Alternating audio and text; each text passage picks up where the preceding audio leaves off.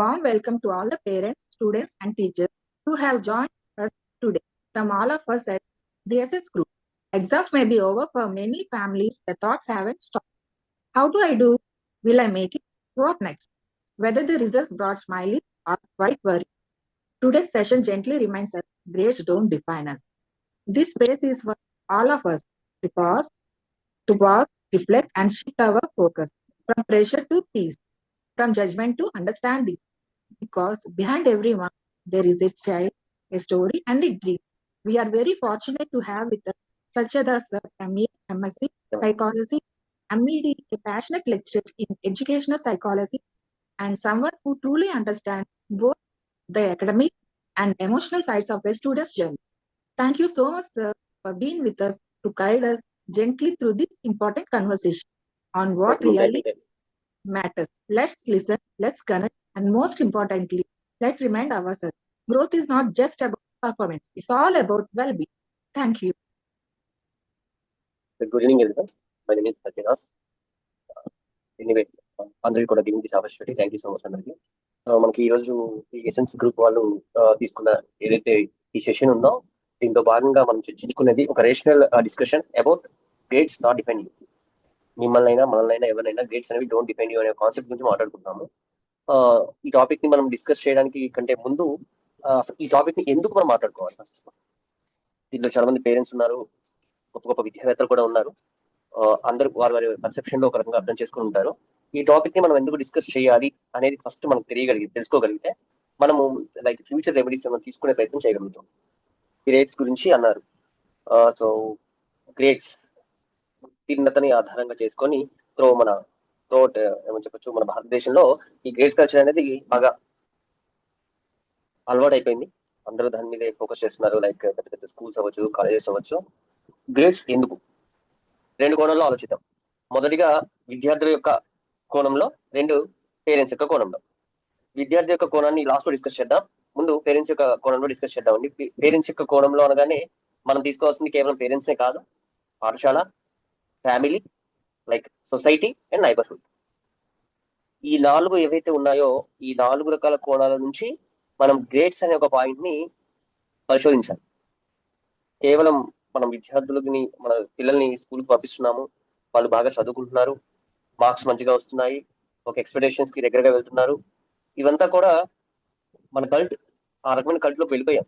తద్వారా ఏంటి అంటే మనం తీసుకున్న టాపిక్ రిలేటెడ్ గా వెళ్ళాలి అంటే ముందుగా పాఠశాల, కుటుంబం, ఆ విధానాల పట్ల మినిమం మనకు తెలిసి ఉండాలి. ఇది అంటే నీకు తెలియదు అనే ఉద్దేశంతో చెప్పట్లేదు. ఈ డిఫైన్ చేసే విధానంలో ఏవైతే రెండు కోణాలు ఉంటున్నామో విద్యార్థుల కోణంలో లాస్ట్ లో డిస్కస్ చేద్దామని చెప్పాను కాబట్టి ముందుగా పేరెంట్స్ యొక్క కోణంలో ఆలోచించే ప్రయత్నం చేద్దాం. ఆలోచించే ప్రయత్నం చేస్తే మనకు ఒక ఫైనల్ రిజల్ట్ వస్తుందండి. ఆ రిజల్ట్ ని నేను మీకు ఒక లైక్ క్యాల్కులేషన్ లో చెప్పే ప్రయత్నం చేస్తాను. ఆ క్యాల్కులేషన్ ఏంటి అనేది మన భారతదేశంలో తీసుకుంటే ద రాడ్ ఇది ఫ్యాక్టర్స్, మనకి ఈ సూసైడ్ టెండెన్సీ ఏదైతే ఉందో ఆ సూసైడ్ అటెంప్ట్స్ జరగడానికి బ్రాడ్ ఫ్యాక్టర్స్ ని మన ఇండియాలో యాక్చువల్గా దాన్ని ఒక పబ్లిక్ హెల్త్ ఇష్యూగా తీసుకున్నారు. దాంట్లో భాగంగా వీళ్ళు ఒక 3 కారణాలని నొక్కి చెప్పడం జరుగుతుంది మన భారతదేశంలో. అయితే దాంట్లో మొదటిది బ్యాక్గ్రౌండ్ ఫ్యాక్టర్స్, రెండోది సైకలాజికల్ ఫ్యాక్టర్స్, మూడోది ఇంటర్వెనింగ్ ఫ్యాక్టర్స్.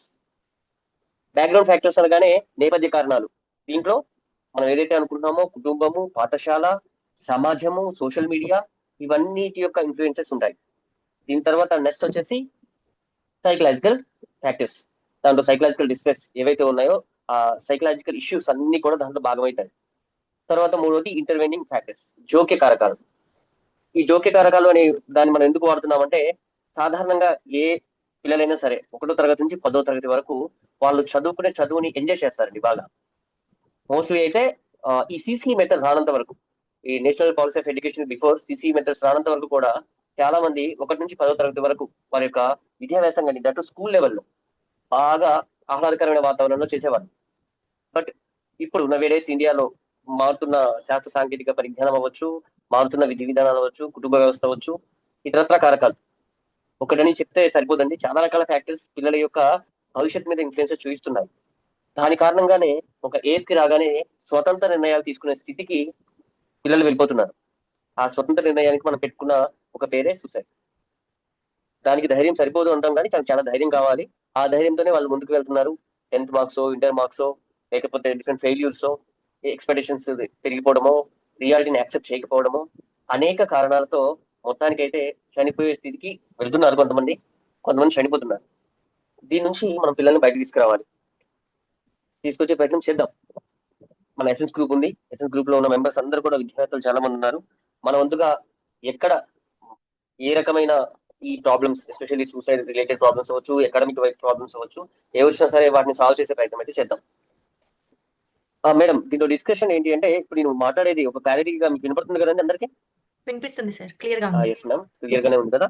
సో నేను మళ్ళీ మీకు ఒకసారి రిక్వెస్ట్ చేస్తున్నాను, ఒక రేషనల్ డిస్కషన్ అంతే. ఆ రేషనల్ డిస్కషన్ పాయింట్ ఆఫ్ వ్యూనే చూద్దాం. నేను ఆల్రెడీ చెప్పాను మేడం, మన గ్రూప్ మెంబర్స్ అందరు కూడా ఇప్పుడు ఏదైతే జూమ్ మీటింగ్ లో పాల్గొన్న అందరికీ కూడా ఈ లైక్ ఇంటర్వెనింగ్ ఫ్యాక్టర్స్ కానీ, సైకలాజికల్ ఫ్యాక్టర్స్ కానీ ఏవైతే ఉన్నాయో, బ్యాక్గ్రౌండ్ ఫ్యాక్టర్స్, ఈ ఫ్యాక్టర్స్ అనేవి ఒక కంప్లీట్ ఒక కలెక్టివ్ కాన్సెప్ట్ లో తీసుకున్నవి. ఇదే జరుగుతాయి అని అయితే నేను గ్యారంటీ అయితే లేదు, కానీ మొదటి చాలా ఎక్కువగా మాత్రం చాలా మంది పిల్లలు వాళ్ళ యొక్క అకాడమిక్ ని కంప్లీట్ చేసుకోకుండానే చనిపోయే స్థితికి రావడానికి మాత్రం ఈ ఫ్యాక్టర్స్ బలంగా కారణం చూపుతున్నాయి. ఇవి ఎందుకు జరుగుతున్నాయి అన్నట్టు మన భారతదేశం లాంటి పేద దేశంలో ఎందుకు జరుగుతున్నాయి, దానికి గల కారణాలు ఏంటి, ఏవై ఉండొచ్చు? చాలా కారణాలు ఉన్నాయి. ఆ చాలా కారణాల గురించి మనం డిస్కస్ చేయాలని తెచ్చుకోలేదు. బేసిక్ ఏవి మనకు అవసరం అవుతాయి, వేటి గురించి మనం మాట్లాడుకోవాలనే దాని మీద అయితే కొంత నేను చెప్పే ప్రయత్నం చేస్తాను. మనకి ఒక ప్రసిద్ధమైన ఒక కోవెబ్ ఉంది, ఏముంది? Failure is the stepping stone of success అని.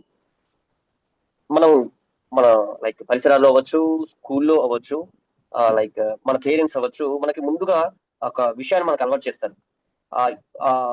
ఈ సెషన్ లో ఆ సామెతని మనం ముందుగా తీసుకుందాం, failure is the stepping stone of success అని. వైఫల్యము విజయానికి సోపానం. మనం ముందు పిల్లలకి మీకు గమనిస్తే వైఫల్యం గురించే చర్చించడం మొదలు పెడతాం. మన ఇళ్లలో అవ్వచ్చు, పాఠశాలలో అవ్వచ్చు, వైఫల్యం అనే పదాన్ని ముందు అలవాటు చేస్తాం. విద్యార్థికి వైఫల్యం అనే పదం, ఏదైతే పిల్లవాడికి వైఫల్యం అనే పదం నచ్చడానికి అయితే ఆస్కారం లేదు. ఎందుకంటే ప్రతి ఒక్కరు కూడా ఎక్స్పెక్టేషన్స్ విజయం వైపే ఉంటాయి. ఫెయిల్యూర్ వైపు ఎవరు వెళ్ళాలని కోరుకోరు, ఫెయిల్ అవ్వాలని ఎవరు కోరుకోరు. ఆ రిలేటెడ్ గా మన ఇంటి వాతావరణంలో, పాఠశాలలో మనం చదువుకున్న పుస్తకాల్లో అవ్వచ్చు, సోషల్ మీడియా అవ్వచ్చు, ఇతరత్ర మన కుటుంబాల్లో అనేక రకాల చర్చల్లో అవ్వచ్చు, ఎప్పుడు మనం విజయాల గురించి మాట్లాడుకునే ప్రయత్నం చేస్తూ ఉంటాం. ఆ విజయాల గురించి మాట్లాడుకునే ప్రయత్నం చేస్తూ వైఫల్యం యొక్క తీవ్రతని పరిచయం చేస్తాం. ఈ వైఫల్యం యొక్క తీవ్రతని పదే పదే పదే మనం పరిచయం చేయడం ద్వారా ఎక్స్క్యూజ్ మీ సార్, ఎవరైతే ఏమో చెప్పండి. మీరు అన్నారు కదా సూసైడ్ అని, అది ఫస్ట్ పేరెంట్స్ ఎక్స్పెక్టేషన్స్ నుంచి వస్తున్నాయి సార్. ముందు వాళ్ళు అంటే చిల్డ్రన్ మీద ఎక్స్పెక్టేషన్స్ పెంచుకున్నారు. నెక్స్ట్ గా రిలేటివ్స్ అడుగుతారు కదా సార్, మీ అమ్మాయికి ఎంత ఉంది, మీ ఇందులో టీచర్స్ కి వాళ్ళు ఎంతవరకు చెప్తారు అంటే అందరినీ చూసుకోవడం కష్టమని వాళ్ళు చూసుకోరు కదా. ముందు నన్ను చెప్పేది ఏంటంటే, ముందు పేరెంట్స్ మారాలి. నెక్స్ట్ మన చుట్టూ ఉన్న రిలేటివ్స్ వీళ్ళు అడగడం. పేరెంట్స్ వాళ్ళ రిలేటివ్స్ ని పట్టించుకోకుండా స్టూడెంట్స్ ని, వాళ్ళ పిల్లల్ని ఎప్పుడైతే మన పిల్లలు అంటే నాకు మన పిల్లలు ఇలా చదువుతారు, వాళ్ళకి తెలివి ఉంది అని వాళ్ళ చిల్డ్రన్ ని ఎంకరేజ్ చేసినప్పుడు ఈ సూసైడ్ తగ్గుతాయి అంటే నా ఒపీనియన్. ఖచ్చితంగా మేడం. అదే మేడం, నేను ఇప్పుడు మనం ఏదైతే మాట్లాడుకుంటున్న ఒక టాపిక్ దాని వెనుకున్న ఫ్యాక్టర్స్ లో మనం స్టార్టింగ్ ఎక్కడ మూలాల దగ్గర నుంచి వచ్చే ప్రయత్నం చేద్దాం అనేది నా యొక్క ఉద్దేశం మేడం. ఆ ప్రయత్నంలో భాగంగానే నేను మనం తీసుకున్న failure is the stepping stone of success అనే దాన్ని ఎందుకు బాగా హైలైట్ చేశారు, తద్వారా పిల్లల్లో ఏ రకమైన పాజిటివిటీ పెరుగుతుంది, దాని తర్వాత వచ్చే రిజల్ట్స్ ని ది సేమ్ టైం పిల్లలు ఏ విధంగా రిసీవ్ చేసుకుంటారు, పేరెంట్స్ ఎలా రిసీవ్ చేసుకుంటారు అనే విషయం గురించి కూడా మినిమం మనం తెలుసుకునే ప్రయత్నం చేద్దాం. ఇది నా పాయింట్ ఆఫ్ వ్యూ. మళ్ళీ చెప్తున్నాను, ఇది ఒక రేషనల్ డిస్కషన్ మాత్రమే. ఎక్కువగా మనం లైక్ పురాణ కథలు అవ్వచ్చు, లైక్ బుక్స్ లో చదివే అవ్వచ్చు, ఏదైనా పాత వీరుల గాథలు అవ్వచ్చు, ఏ చదివినా సరే విజయానికి, ఆ విజయం సాధించాడు, ఆ విజయం పొందాడు, ఆ విజయ ఢంగా మోగించాడు, ఈ కాన్సెప్ట్ గురించి ఎక్కువగా చెప్తూ ఉంటాం. సో విజయం విజయం విజయం విజయం ఎటు చూసినా పిల్లలకి విజయం సాధించాలి, అది ఏదో రకంగా, అది ఏ రకమైన విజయమైనా మనం పుట్టింది చనిపోయే వరకు మనం విజయం సాధించడానికి పుట్టాము, అంతకుమించి ఇంకోటి కాదు అనే ఒక ప్రోగ్రామ్ ని చిన్ననాటి నుంచే పిల్లల్లో ఎక్కించడం మొదలవుతుంది. దానికి ఒక కారణం అని చెప్పట్లేదు, చాలా రకాల ఆలోచన విధానాలు, లైక్ పేరెంట్స్ అవ్వచ్చు, సోషల్ మీడియా అవ్వచ్చు, బుక్స్ అవ్వచ్చు, టీచర్స్ అవ్వచ్చు, సిస్టమ్ అవ్వచ్చు, వాటెవర్. కానీ విజయం అనే ఒక కాన్సెప్ట్ మాత్రమే మనం ఎక్కిస్తున్నాం. ఈ విజయం అనే కాన్సెప్ట్ పిల్లవాడికి ఎక్కి చదివే పిల్లలు చదువుతున్నారు, ఎందుకంటే ఇంటెలిజెన్స్ అనేది చాలా రకాలుగా ఉంటుంది కాబట్టి చదివే పిల్లలు చదువుతున్నారు. చదవని పిల్లల్లో విజయానికి సంబంధించిన అర్థం ఇంకోలాగా మారిపోతుంది. అందుకే చాలా మంది పిల్లల్లో మెజారిటీ యావరేజ్ స్టూడెంట్స్ ఎక్కువ మంది ఉంటారు కాబట్టి వీళ్ళలో ఒక టాక్సిక్ పాజిటివిటీ అనేది బాగా పెరుగుతుంది. ఈ టాక్సిక్ పాజిటివిటీ ఏదైతే ఉందో ఇది పెరగడం జీవితంలో చదువు కేవలం విజయాలకు సంబంధించినదే అనే ఒక డాక్టర్ అయిన ఒక సిద్ధాంతాన్ని వాళ్ళగా పెంపొందించుకుంటారు విద్యార్థులు. ఎందుకంటే విద్యార్థులు కూడా వాళ్ళకు వయసు పెరిగే కొద్దీ వాళ్ళకు టీనేజ్కి వచ్చేసరికి వాళ్ళకి ఒక సెల్ఫ్ టాక్ అలవాటు అవుతుంది, వాళ్ళలో కూడా ఇమాజినేషన్స్ పెరుగుతాయి, వాళ్ళు కూడా ఇమిటేషన్స్ చేస్తూ ఉంటారు. ఈ భాగంగా విజయం ఒకటే జీవితంలో పరమావధి, చదువుకి విజయానికి మధ్య ఒక రకమైన సంబంధం ఉంది. విజయం సాధించిన ప్రతి ఒక్కరు చదువుకోవడానికి అర్హులు కాదు, చదువు వాడికి అబ్బలేదు, వాడు శుద్ధం వద్దు, ఇంకోటి ఇలాంటి చాలా రకాల కారణాలని స్వతహాగా ఆలోచించుకొని ఫస్ట్ తీసుకునే స్టెప్ ఏంటి అంటే భయపెట్టడం. ఎవరిని భయపెడతారు? మోస్ట్లీ పేరెంట్స్ కాబట్టి భయపెట్టాలి అంటే ఉన్న చేతిలో ఉన్న ఒక సబ్స్టిట్యూట్ సూసైడ్ చేసుకోండి. అది లైక్ హ్యాంగ్ చేసుకుంటారా, కింద పడి చనిపోతారా, ట్రైన్ కింద పడిపోతారా, వాట్ ఎవర్ ఇట్ ఈస్, చనిపోవడం అనే ఒక దాన్ని మాత్రమే వాళ్ళు ఎక్కువగా ఆశ్రయిస్తున్నారు. ఈ ఆశ్రయించడం వెనక ఉన్న యథార్థమైన విషయం ఏంటి అంటే పిల్లలకి జీవితంలో వచ్చే మార్పులు లైక్ స్కూల్ ఏజ్ నుంచి వారు ఎప్పుడైతే 1వ తరగతి నుంచి స్కూల్కి పోతున్నాడో అక్కడ నుంచి ఈ ఆడి ఏజ్ పెరుగుతున్న కొద్దీ వారి జీవితంలో వచ్చే మార్పులను గురించి తల్లిదండ్రులు, పాఠశాల మాక్సిమం డిస్కస్ చేయడం అనేది చాలా ఇంపార్టెంట్. అది ఏ రకమైన ఫ్యాక్టర్స్ అయినా ఉండొచ్చు, బయలాజికల్ చేంజ్ అవ్వచ్చు, మెంటల్ చేంజ్ అవ్వచ్చు, ఫిజికల్ చేంజ్ అవ్వచ్చు, ఎమోషనల్ చేంజ్ అవ్వచ్చు, సోషల్ చేంజ్ అవ్వచ్చు.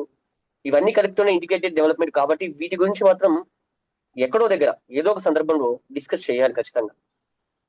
వైఫల్యాలు ఉంటాయి జీవితంలో, విజయాన్ని సాధించే క్రమంలో వైఫల్యాలు మనకు ఒక లెసన్ నేర్పుతాయి.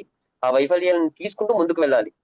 జీవితంలో చదువైనా ఇంకొకటి లైక్ ఏదైతే మీరు ఎక్కువగా మనం ఇన్ఫ్లుయెన్స్ చేయబడుతున్నామో అవన్నీ కూడా జీవితంలో కేవలం ఒక భాగం మాత్రమే, అవే మొత్తం జీవితం కాదు అనే విషయాలను పిల్లలతో డిస్కస్ చేయగలగాలి. అలా డిస్కస్ చేసిన సందర్భాల్లో మనం పిల్లల్లో ఆ ఇంటిగ్రేటెడ్ డెవలప్మెంట్ చూస్తాం.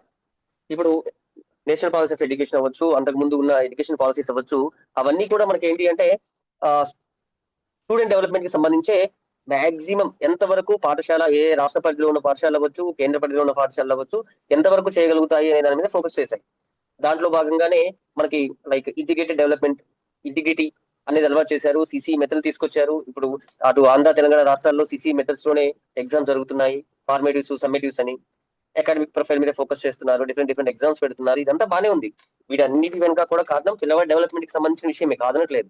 బట్ పిల్లవాడు దాన్ని ఏ విధంగా రిసీవ్ చేసుకుంటున్నాడు, ఏ రకమైన ఆలోచన విధానం, విద్య మీద ఏ రకమైన దృక్పథాన్ని కలిగి ఉన్నాడు, తన అకాడమిక్ వైపు అవ్వచ్చు, తన పర్సనల్ లైఫ్ అవ్వచ్చు, ఫ్యామిలీ అవ్వచ్చు, సొసైటీ మీద అవ్వచ్చు, వీటి మీద ఏ రకమైన దృక్పథం కలిగి ఉన్నాడు అనే విషయాన్ని మనం మినిమం డిస్కస్ చేయడం అనేది చాలా చాలా చాలా ఇంపార్టెంట్. తద్వారా నాకు తెలిసినంత వరకు అయితే విద్యార్థుల్లో వచ్చే ఈ టెండెన్సీ ఏదైతే ఉందో సూసైడల్ టెండెన్సీని తగ్గించవచ్చు. ఈ స్ట్రెస్ అవ్వచ్చు, ఇతరత ఒక స్ట్రెస్ అనే కదా, యాంగ్జైటీ స్ట్రెస్ అనే ఈ 2 కారణాలే కాదు, ఇతరత చాలా కారణాలు ఉన్నాయి. చాలా మంది పిల్లలు వాళ్ళ తల్లిదండ్రులతో ఈ విషయాన్ని డిస్కస్ చేయలేరు. ఎట్ ది సేమ్ టైం చాలా మంది పేరెంట్స్ కూడా పిల్లల యొక్క అకాడమిక్ ప్రొఫైల్ మీద ఫోకస్ చేస్తారు, కానీ పర్సనల్ లైఫ్ లో వాళ్ళు ఏ విధంగా ఉంటున్నారు, ఏ విషయాల పట్ల ఆసక్తి కలిగి ఉన్నారు, ఏవి వాళ్ళకి నచ్చేవి, ఏవి వాళ్ళకి నచ్చనివి అనే అంశాల మీద మాత్రం చాలా తక్కువ మంది మాత్రమే బాధ్యత తీసుకుంటున్నారని మనం చాలా అధ్యయనంలో చూస్తూనే ఉన్నాం. అందుకే మన ఆంధ్ర తెలంగాణ పక్కన పెట్టి భారతదేశంలో కూడా ఇప్పుడు సోషల్ మీడియాలో మాక్సిమం ఈ ఇన్ఫ్లుయెన్స్ చేస్తున్న వాళ్ళందరూ కూడా టీనేజ్ పిల్లలే. అనేక రకాల కారణాలు, అనేక రకాల చిత్రాల్లో కనబడుతున్నారు, అనేక రకాల లైక్ రీల్స్ లో కనబడుతున్నారు. వీళ్ళందరికీ ఫ్యామిలీస్ ఉన్నాయి. బట్ ఏంటి అంటే చదువు అనే దాన్ని కొంతమంది ఏమో పాజిటివ్ కోణంలో తీసుకుని అంచెలంచెలుగా ఎదుగుతూ ముందుకు వెళ్తున్నారు. కొంతమంది ఏమో అసలు చదువు అనేది లైఫ్ లో అసలు లేదు, అవసరం లేదనే స్థితికి చేరుకున్నారు. బట్ అటు కానీ ఇటు కానీ ఎటు చూసినా ఎదుగుతున్న పిల్లల మీద మాత్రం ఒత్తిడి అయితే పడుతుంది. అది ఏ రకమైన ఒత్తిడి అనేది మనం రాబోయే సెషన్స్ లో నేను మీకు క్లియర్గా చెప్పే ప్రయత్నం చేస్తాను. ముందుగా అయితే ఇప్పుడు మన ఇక్కడ ఏదైతే ఈ టాపిక్ ని వింటున్నారో మీ అందరికి ఒక చిన్న రిక్వెస్ట్ అండి, ఒక చిన్న ప్లానింగ్ అయితే నేను మీతో లైక్ చెప్పాలనుకుంటున్నాను. దటు ఇమీడియట్ గా మీరు ఈ ఆఫ్టర్ సెషన్ కంప్లీట్ అయిన తర్వాత ఈ 10th కంప్లీట్ అయిపోయిన పిల్లలు ఉన్నప్పటికీ మీకు ఇంటిలో కానీ, మీ ఇంటి పరిధిలో కానీ, మీ నైబర్హుడ్స్ లో కానీ, మీ ఫ్యామిలీ మెంబర్స్ లో కానీ వాళ్ళని ఒక 4 ప్రశ్నలు అయితే అడిగే ప్రయత్నం చేయండి. దాంట్లో ఫస్ట్ది అబ్బాయి కానీ అమ్మాయి కానీ వాట్ ఎవర్ ఇట్ ఇస్, ఏమి సాధించాలనుకుంటున్నారు వాళ్ళు, ఆ సాధించడానికి ఎలా సాధించాలనుకుంటారు, దాన్ని ఏ టైం పీరియడ్, ఎప్పుడు సాధించాలనుకుంటున్నారు, ఎవరి కోసం సాధించాలనుకుంటున్నారు. ఈ 4 విషయాన్ని మాత్రం ఖచ్చితంగా ఆఫ్టర్ సెషన్ మీరు మీ కుటుంబంలో ఎవరైతే ఉన్నారో పిల్లలతో ఖచ్చితంగా డిస్కస్ చేయండి. దేన్ని సాధించాలి, ఎలా సాధించాలి, ఎప్పుడు సాధించాలి, ఎవరి కోసం సాధించాలి. ఈ విషయాల మీద డిస్కస్ చేయగలిగితే ఆ కుటుంబాల్లో ఈ ఏదైతే మనం విజయము అపజయము ఫెయిల్యూర్ సక్సెస్ అనే విషయాల మీద ఆ ఇన్ఫ్లుయెన్స్ అవుతున్న పరిస్థితుల నుంచి మాత్రం బయటకు తీసుకొచ్చే ప్రయత్నం చేయొచ్చు ఖచ్చితంగా. చాలా ఎగ్జాంపుల్స్ మనం డిస్కస్ చేస్తూనే ఉంటాం. గొప్ప గొప్ప వ్యక్తుల యొక్క స్టోరీస్ అవ్వచ్చు, వాళ్ళ జీవిత గాథలు అవ్వచ్చు, లైక్ షటర్ రోలింగ్ గారు అవ్వచ్చు, ఏపీజే అబ్దుల్ కలాం గారు అవ్వచ్చు, లైక్ స్టీవ్ జాబ్స్ అవ్వచ్చు, మన ఇది 2017 IAS top all India ranker Durishetti Anudeep గారు అవ్వచ్చు. ఇలాంటి చాలా మంది వ్యక్తుల యొక్క జీవిత గాథల్ని మనం అర్థం చేసుకోగలిగితే, వాటి గురించి మనం మాట్లాడుకోగలిగితే ఈ 4 ప్రశ్నలకు ఆన్సర్స్ దొరుకుతాయండి. వాళ్ళు దేన్ని సాధించారు, ఎలా సాధించారు, ఎప్పుడు సాధించారు, ఎవరి కోసం సాధించారు. ఈ 4గిటి మీద మాత్రం ఖచ్చితంగా ఒక ప్రణాళిక అయితే వేసుకొని మీ యొక్క కుటుంబాల్లో దీని గురించి డిస్కస్ చేసే ప్రయత్నం అయితే చేస్తానని కోరుకుంటున్నాను. ఇక దీంతో పాటు నెక్స్ట్ మనకు తెలియాల్సింది ఏంటి అంటే ఈ సూసైడల్ టెండెన్సీకి కారణం ఓవర్ ఎక్స్పెక్టేషన్స్ అవ్వచ్చు, టాక్సిక్ పాజిటివిటీ అవ్వచ్చు, లేదా పేరెంటింగ్ స్టైల్ అవ్వచ్చు, డిఫరెంట్ ఇన్ఫ్లుయెన్సెస్ చేస్తున్న ఫ్యాక్టర్స్ అవ్వచ్చు. వీటి నుంచి బయటకు వచ్చి మన పరిధిలో ఉన్న పిల్లల్లో సూసైడల్ ఏదైతే ఈ టెండెన్సీ తగ్గించడానికి మనకి పిల్లల యొక్క మల్టిపుల్ ఇంటెలిజెన్స్ మీద నాలెడ్జ్ ఉండాలండి. అకార్డింగ్ టు సైకాలజీ మనకి హోవర్డ్ గార్డెనర్ ప్రకారం ప్రతి ఒక్క పిల్లల్లో కూడా 8 నుంచి 9 రకాల ఇంటెలిజెన్స్ ఫ్యాక్టర్స్ అనేవి ఇన్ఫ్లుయెన్స్ చేయబడతాయి. అవి పుట్టుకతో సహజాతంగా వచ్చేవి. అవి నేచురల్ ఇన్స్టింక్ట్ లో మనతో ఉంటాయన్నమాట. అవి ఏంటి అనేది ఒకసారి మీకు పరిచయం చేసే ప్రయత్నం చేస్తానండి. ఈ మల్టిపుల్ ఇంటెలిజెన్స్ లో కామన్ గా కొంతమంది పిల్లల్లో ఈ వెర్బల్ ఇంటెలిజెన్స్ ఎక్కువగా ఉంటుంది. అంటే వెరీ టాకటివ్, బాగా మాట్లాడతారు, వారి ఉచ్చారణ దోషాలు ఉండవు, ప్రతిదీ అనర్గళంగా చెప్పగలుగుతారు, వివరణాత్మకంగా చెప్పగలుగుతారు. ఈ రకమైన ఇంటెలిజెన్స్ కొంతమందిలో ఉంటుంది. కొంతమందిలో మ్యాథమెటికల్ ఇంటెలిజెన్స్ ఉంటుంది. వీళ్ళు లైక్ లెక్కల విషయంలో లైక్ అంటే ఎనలిటికల్ థింకింగ్ కానీ లాజికల్ రీజనింగ్ కానీ విపరీతమైన నాలెడ్జ్ కలిగి ఉంటారు. కొంతమందిలో మ్యూజిక్ రిథమ్ కి సంబంధించిన ఇంటెలిజెన్స్ ఉంటుంది. మరికొందరిలో ఈ విజువల్ స్పెషల్ ఇంటెలిజెన్స్ అంటాము, లైక్ ప్రాదేశిక ప్రజ్ఞ. ప్రతిది విజువల్ గా గుర్తు పెట్టుకొని ఆయా నిమిషాల్లో దానికి సంబంధించి పూర్తి సమాచారం ఇవ్వగలుగుతారు. లైక్ ఒక మ్యాప్ అవ్వచ్చు, వరల్డ్ మ్యాప్ అవ్వచ్చు, ఇండియా మ్యాప్ అవ్వచ్చు, లైక్ ఓషియన్స్ గురించి అవ్వచ్చు, లేకపోతే ఈ యొక్క ఏవైతే మన ప్రాపంచిక జ్ఞానానికి సంబంధించిన అనేక అంశాలు వండర్స్ అవ్వచ్చు, వీటికి సంబంధించి అలా ఫీడ్ అయిపోతాయి వాళ్ళ బ్రెయిన్స్ లో. అక్కడ ఉన్న ఏరియా మొత్తం అలా గుర్తుండిపోతుంది. ఇలా కొంతమంది పిల్లలు కూడా ఉంటారు. అలానే కొంతమంది శారీరక ప్రజ్ఞ కలిగి ఉంటారు, లైక్ బాడీ కాన్స్టిక్ నాలెడ్జ్ ఇంటెలిజెన్స్. వీళ్ళు ఏంటి అంటే ఫిజికల్ యాక్టివిటీస్ లో లైక్ రన్నింగ్, అథ్లెటిక్, క్రికెట్ అని, బ్యాడ్మింటన్ అని ఇతరత్ర వీటిలో ఎక్కువగా ముందుకు వెళ్ళే ప్రయత్నం చేస్తూ ఉంటారు. కొంతమందిలో ఇంటర్పర్సనల్ ఇంటెలిజెన్స్ ఉంటుంది, కొంతమందిలో ఇంటర్పర్సనల్ ఇంటెలిజెన్స్ ఉంటుంది. ఈ ఇంటర్పర్సనల్ మీద కూడా ఏంటి అంటే సొసైటీతో మమేకమైపోయే ఎక్కువ మంది పిల్లల్లో ఈ ఇంటర్పర్సనల్ ఇంటెలిజెన్స్ అనేది బాగా డెవలప్ అవుతుంది. ఇప్పుడు మనం ఎవరైతే అచీవర్స్ అనుకుంటామో, లైక్ గొప్ప గొప్ప వ్యక్తులు ఎవరైతే ఉన్నారో వీళ్ళలో ఇంటర్పర్సనల్ ఇంటెలిజెన్స్ అనేది బాగా డెవలప్ అవుతుంది. వీటితో పాటు ఈ న్యాచురలిస్టిక్ ఇంటెలిజెన్స్ సహజాతంగా పుట్టుకతో ప్రతి వ్యక్తిలో ఈ రకమైన ఈ ఇంటెలిజెన్స్ అనేవి డెవలప్ అవుతూనే ఉంటాయండి. మనము కేవలం ఒక మ్యాథమెటికల్, ఒక వెర్బలో, లేకపోతే ఒక లైక్ ఇంటర్పర్సనల్ ఇలా 1, 2, 3 ఇంటెలిజెన్సెస్ మీదే ఫోకస్ చేయడం వల్ల పిల్లల్లో వాళ్ళు సెల్ఫ్ ఇంట్రెస్ట్ ప్రకారం ఏది ఎంచుకోవాలి, ఏ సబ్జెక్ట్ మీద ఎక్కువ ఫోకస్ చేయాలి, లేకపోతే ఏ సబ్జెక్ట్ నాకు రాదు, ఏది నాకు భయం లేదు, ఇలాంటి చాలా విషయాలు ఒక కన్ఫ్యూజ్ స్టేట్ లో ఉండిపోతున్నారు. ఎందుకంటే అంటే ఇవి నా ఎగ్జాంపుల్స్ అన్ని నా లైవ్ ఎగ్జాంపుల్స్, నా నిజ జీవితంలో జరిగిన విషయాలు. ప్రాపర్ చాలా ఎనర్జిటిక్ గా ఉంటారు, బయట క్లాస్కి వస్తే పిల్లవాడు డల్ అయిపోతాడు. అంటే వాడికి లైక్ కెనెస్టిక్ ఇంటెలిజెన్స్ ఉంది. చదువు అవసరమే, కానీ చదువు ఎంత అవసరమో అలానే వాళ్ళు ఎంచుకున్న నైపుణ్యాలను అభివృద్ధి చేసుకోవడం కోసం ఒక్కొక్క ఎవరైతే విద్యార్థి ఉంటాడో వారికి చదువుతో పాటు ఇతరత్ర ఏవైతే ఉన్నాయో ఇంట్రెస్ట్లు, ఈ మల్టిపుల్ ఇంటెలిజెన్స్ బేస్ చేసుకుని వాటి మీద ఖచ్చితంగా ఒక గైడెన్స్ అనేది as a teacher and school అవ్వచ్చు లేదా పేరెంట్స్ అవ్వచ్చు ఖచ్చితంగా సపోర్ట్ చేయాలండి. నాకు తెలిసినంత వరకు అయితే ఈ సూసైడల్ టెండెన్సీ ఏదైతే ఉందో దీన్ని తగ్గించే ప్రయత్నంలో ఫస్ట్ మనం పిల్లల్ని ఇన్ఫ్లుయెన్స్ చేసేది వాళ్ళలో ఉన్న మల్టిపుల్ ఇంటెలిజెన్స్ కి ఖచ్చితంగా ప్రియారిటీ ఇవ్వడం. ఎప్పుడైతే ఆ ప్రియారిటీ ఇవ్వడం మొదలు పెడతామో మనం ట్రెమెండస్ చేంజెస్ చూస్తామండి. పిల్లల్లో ఉన్నారు ఆ ట్రెమెండస్ చేంజెస్ కి లైవ్ ఎగ్జాంపుల్స్ ఉన్నాయి. నాకు నా అనుభవంలో ఏంటంటే ఇంజనీరింగ్ చేసేటప్పుడు నా క్లాస్మేట్ తను ఉన్నాడు, రఘువీర్ అని. వారికి యాక్చువల్ గా 10th వరకు కూడా యావరేజ్ స్టూడెంటే, పోటీ చదివే వాళ్ళం. వారికి 400 పాస్ అయ్యే ఆ టైంలో. వాళ్ళ మదర్ కి ఫాదర్ కి వాడిని బీటెక్ చేయించాలి, ఇంజనీరింగ్ చేయించాలి, వాడికి ఎంపీసీ తీసుకున్నాడు వాడు ఇంటర్ లో. వాడికి మ్యాథ్స్ రాదు. వాడు అదర్వైజ్ క్రికెట్ బాగా ఆడతాడు, షటిల్ బాగా ఆడతాడు. వేరే గ్రూప్ అయి ఉంటే వాడు ఉండేవాడేమో. ఇంటర్ అదే పెయిన్ తో అదే స్ట్రెస్ తో ఇంటర్ ఎట్లయితే పాస్ అయ్యాడు, బీటెక్ వచ్చాడు. BTech I think CSC group తీసుకున్నాడు first year. First year complete అయిపోయింది. సెకండ్ ఇయర్ 2-1 కి వచ్చాడు. 2-1 కి వచ్చే సమయానికి ఈ ఫస్ట్ ఇయర్ రిజల్ట్స్ వచ్చాయి. అన్ని సబ్జెక్ట్స్ ఫెయిల్ అండి. నా దగ్గరకు వచ్చాడు, బయటకు వెళ్తున్నా అని చెప్పి దగ్గర 100 రూపీస్ తీసుకొని వెళ్ళాడు. నేను కూడా తను బయటకు వెళ్ళాడేమో అనుకున్నాను అంతే. ఆ రోజు నైట్ ఇంటికి రాలేదు. వాళ్ళ పేరెంట్స్ వచ్చి నన్ను అడిగారు, ఎటు వెళ్ళారు అంటే, లేదు అంకుల్ ఇలా మీరు ఇలా బయటకు వెళ్తా అన్నాడు, వెళ్ళాడేమో, మా దగ్గరికి వచ్చి అమౌంట్ అడిగాడు అని చెప్పాను, అయిపోయింది అంతే. Fine day. నెక్స్ట్ రోజు గోదావరి ఒకటి దగ్గర తను సూసైడ్ చేసుకొని విషయం తాగి చనిపోయాడు. ఒక 2 పేజీలు లెటర్ రాశాడండి. ఆ లెటర్ లో అమ్మ నాన్న నీ వల్లే నేను చనిపోయాను, నా చావు గల కారణం ఏంటి అంటే మీరు కలిగిస్తున్న ఒత్తిడి. ఆ ఒత్తిడి వల్ల లైక్ చనిపోయాడు అని ఆ లెటర్ యొక్క సారాంశం. అది పోలీసులు తీసుకున్నారు. తర్వాత ఈ డిటెన్షన్ విధానాన్ని కూడా తీసే ప్రయత్నం చేశారు కొన్ని చోట్ల. ఎందుకు చెప్తున్నాను అంటే ఈ మల్టిపుల్ ఇంటెలిజెన్స్ ఏదైతే ఉందో దీని మీద మినిమం పాఠశాలలో ఉన్న టీచర్లకైనా ఖచ్చితంగా తెలియాలి. వాళ్ళు ట్రైనడా అనే దాని గురించి పక్కన పెడితే, ఎందుకు అంటే ఒకే రంగంలో ఉండి ఒకే రంగంలోనే విద్యార్థులందరూ వెళ్ళాలి అనుకోవడం మూర్ఖత్వం. మల్టిపుల్ ఇంటెలిజెన్స్ మీద మనకు నాలెడ్జ్ ఉంటే విద్యార్థులు ఇటు అకాడమిక్ వైపు వెళ్తూ తను అనుకున్న రంగంలో ముందుకు వెళ్తారు. ఎందుకంటే ప్రతి తరగతిలో 100 మంది విద్యార్థుల్లో 60 మంది యావరేజ్ స్టూడెంట్సే ఉంటారండి. వాళ్ళ యొక్క లక్ష్యం ఏంటి అంటే వాళ్ళ పేరెంట్స్ సాటిస్ఫై చేయడం అంతే. ఎందుకు అంటే వాళ్ళు వేరే ఇంట్రెస్ట్ కలిగి ఉన్నారు. ఒకరికి క్రికెట్ ఇష్టం, ఒకరికి బ్యాడ్మింటన్ ఇష్టం, ఒకరికి లైక్ స్విమ్మింగ్ ఇష్టం, ఒకరికి రన్నింగ్ ఇష్టం. వాళ్ళ యొక్క ఐడెంటిటీ నిలుపుకోవడం కోసం వాళ్ళ ఇంటర్నల్ గా ఉన్న ఇంట్రెస్ట్ ని తెచ్చుకునే ప్రయత్నం చేద్దాం, బయటికి తీసుకొద్దాం అనుకుంటారు. బట్ పేరెంట్స్ ఇనకపోవడం, స్కూల్ అకాడమిక్ ప్రొఫైల్లో ఉన్న ప్రాబ్లమ్స్ అవ్వచ్చు, మిస్కమ్యూనికేషన్ అవ్వచ్చు. ఓవరాల్ గా ఈ యావరేజ్ స్టూడెంట్స్ అందరూ కూడా ఆ ఎక్స్పెక్టేషన్ కి రియాలిటీకి మధ్యలో కొట్టుమిట్టాడుతూ ఉంటారు.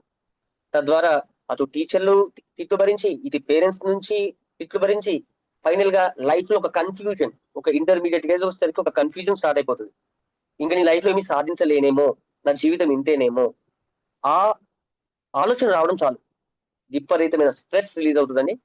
సైకలాజికల్ గా విపరీతమైన స్ట్రెస్. వాళ్ళు తీసుకునే నిర్ణయాలు వాళ్ళ అదుపులో ఉండవు. ఇమీడియట్ గా చనిపోవాలనే ఒక ఆలోచనలోకి వెళ్ళిపోతారు.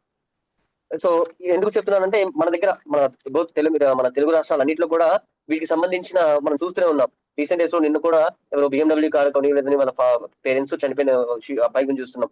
బెట్టింగ్స్ లో పెట్టి లాస్ అయిన వాళ్ళు. ఆ కారణం అయితే మనం మాట్లాడుకున్నది అకాడమిక్ గురించే కాబట్టి ఖచ్చితంగా మనం ఒరే గ్రేడ్స్ అనేవి మిమ్మల్ని డిఫైన్ చేయవు, మీకు సపోర్ట్ గా ఉన్నాము. లైఫ్ లో ఇప్పుడు గొప్ప స్థాయికి వెళ్ళిన ప్రతి ఒక్కరు ఇంటెలిజెన్స్ కాదండి. వాళ్ళేమి ఇంటెలిజెంట్ కాదు, ఒకటే రంగంలో ప్రావీణ్యులు అయితే కాదు. అందరూ కూడా యావరేజ్ గా చదివిన వాళ్ళే. వాళ్ళకి నచ్చిన రంగంలో వాళ్ళు ఆ కంపాషన్ తో వాళ్ళు వెళ్ళారు ఆ రంగంలోకి. అలా వెళ్ళి గొప్ప వాళ్ళు అయ్యారు. లైక్ ఈ క్రమంలో ఎన్నో రకాల తిట్లు, ఎన్నో రకాల ఇబ్బందులు అవన్నీ మనం చూస్తూనే ఉంటాం. ఇన్స్పిరేషనల్ స్టోరీస్ అనుకుంటాం కానీ నిజ జీవితంలో వాటి ఎక్స్పీరియన్స్ అయితే మనకు అర్థమవుతుంది, వాటి పెయిన్ ఏంటి అనేది. సో దీనిలో భాగంగా మనం ఇందాక ఏదైతే మల్టిపుల్ ఇంటెలిజెన్స్ గురించి డిస్కస్ చేశామో, మళ్ళీ ఇక్కడ మన ఎవరైతే ఉన్నారో గ్రూప్ లో ఉన్న వాళ్ళని మరొక విషయాన్ని కూడా మీరు గుర్తుంచుకోవాలండి. మన ఏదైతే ఇప్పుడు స్కూల్కి వెళ్తున్న పిల్లలు అవ్వచ్చు, స్కూల్ అయిపోయి ఇంటర్మీడియట్ వచ్చిన పిల్లలు అవ్వచ్చు, వీళ్ళందరిలో కూడా ఈ ఎమోషనల్ చేంజెస్ ని మనం ఎక్కువగా గమనిస్తూ ఉంటాం. సైకలాజికల్ చేంజెస్ తో పాటు ఎమోషనల్ చేంజెస్ జరుగుతూనే ఉంటాయి.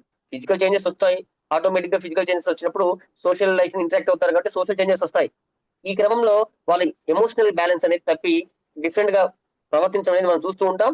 ఆ క్రమంలో మనం తిడుతూ కూడా ఉంటాం. మనకు జరుగుతూనే ఉంది అలా తిట్టడం అనే కాన్సెప్ట్.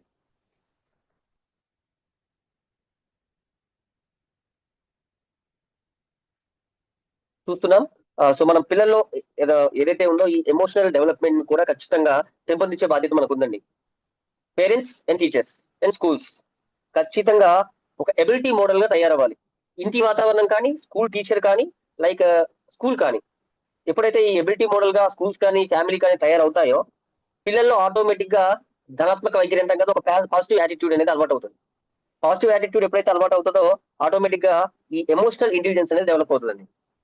మీరు చూస్తే ప్రపంచ చరిత్రలో గొప్ప పుస్తకాలు రాసిన వ్యక్తులు అవ్వచ్చు, గొప్ప స్థాయికి వెళ్ళిన వ్యక్తులు అవ్వచ్చు, అందరి జీవితాల్లో కూడా 80% వాళ్ళ డెవలప్మెంట్ కారణం వాళ్ళ ఎమోషనల్ ఇంటెలిజెన్స్ అండి. 20% మాత్రమే వాళ్ళ యొక్క అకాడమిక్ ప్రొఫైల్. ఇతరత్ర కారణాలు 80% వాళ్ళ యొక్క ఎమోషనల్ ఇంటెలిజెన్స్. సో ఈ ఎమోషనల్ ఇంటెలిజెన్స్ ని మనం పిల్లల్లో కానీ డెవలప్ చేయగలిగితే 100% ఇప్పుడు ఎవరైతే యావరేజ్ స్టూడెంట్స్ అంటున్నామో, బిలో యావరేజ్ స్టూడెంట్స్ అంటున్నామో, సూసైడ్ టెండెన్సీ తో ఇమీడియట్ గా నిర్ణయాలు తీసుకుంటూ బలైపోతున్నారు అనుకుంటున్నామో వాళ్ళని ఖచ్చితంగా బతికించే ప్రయత్నం చేయొచ్చు. ఆ బతికించే ప్రయత్నం చేయాలి అంటే మనం చేయాల్సింది ఆ ఎమోషనల్ ఇంటెలిజెన్స్ కి సంబంధించిన మినిమం నాలెడ్జ్ కలిగి ఉండాలి. ఆ నాలెడ్జ్ తో పాటు కొన్ని టాపిక్స్ ఉన్నాయండి, అవి మీతో పంచుకునే ప్రయత్నం చేస్తాను. మనకి నేచురల్ ఇన్స్టింక్ట్ లో భాగంగా ఇంతకు ముందు మాట్లాడుకుంటే మల్టిపుల్ ఇంటెలిజెన్స్ లో ఏవైతే ఉన్నాయో ఆ ఇంటెలిజెన్స్ అనేవి మనకు పుట్టుకతో వస్తాయి. కానీ ఈ ఏవైతే స్కిల్స్ ఉన్నాయో ఎమోషనల్ ఇంటెలిజెన్స్ కి సంబంధించిన స్కిల్స్ మాత్రం మనమే డెవలప్ చేయాలండి. పిల్లల్లో డెవలప్ చేయాలి అంటే అట్లీస్ట్ ఒక రోజులో ఒక 10 నుంచి 15 నిమిషాలైనా పేరెంట్స్ పిల్లలతో మాట్లాడగలగాలి, టీచర్స్ పిల్లలతో మాట్లాడగలగాలి. బాగా వాళ్ళు ఎవరితో అయితే ఇంటిమస్ ఎక్కువ కలిగి ఉంటారో అలాంటి వ్యక్తులతో మాట్లాడుతూ కొన్ని విషయాలను పంచుకోగలిగితే వాళ్ళలో ఆ ఎమోషనల్ స్ట్రెస్ అనేది తగ్గుతుంది. ఎప్పుడైతే ఎమోషనల్ స్ట్రెస్ తగ్గుతుందో ఆటోమేటిక్ గా వాళ్ళకి అరే మా వాళ్ళు ఉన్నారు, మా టీచర్ ఉన్నారు, మా నాన్నగారు ఉన్నారు, మా అమ్మ ఉంది, మా అన్నయ్య ఉన్నాడు, సో నా విజయాలు అపజయాలు వెనుక వీళ్ళు నాతో ఉండి ఎప్పుడు నన్ను నడిపిస్తారని ఒక నమ్మకం కలుగుతుంది. ఆ నమ్మకం లేనప్పుడే కదండి ఒంటరితనం వచ్చి చనిపోవాలనే ఆలోచనకి వెళ్ళిపోతున్నారు. ఎక్స్పెక్టేషన్స్ కి రియాలిటీకి మధ్య ఉన్న ఆ కాన్ఫ్లిక్ట్ ఏదైతే ఉందో ఆ కాన్ఫ్లిక్టే చావుకి దగ్గర చేస్తుంది చాలా మంది పిల్లల్ని. దీనిలో భాగంగా కొన్ని టాపిక్స్ చెప్తాను, మీరు నోట్ చేసుకోండి లేకపోతే వినండి. పిల్లల్లో ఎస్పెషల్లీ పిల్లల్లో పుట్టుకతో రాకుండా ఉన్న కొన్ని సామర్థ్యాలని మనము పిల్లలకి ఇవ్వాలి. వాటిలో ఫస్ట్ అండి self awareness, next self regulation, self motivation, అన్నిటికన్నా ముఖ్యమైనది ఎంపతి అండి. ఈ ఎంపతి అనేది చాలా ఇంపాక్ట్ చూపిస్తుంది ఒక వ్యక్తి జీవితంలో. ఎంపతి అనేది ఒక విధంగా చెప్తే ఎలా చెప్పొచ్చు అంటే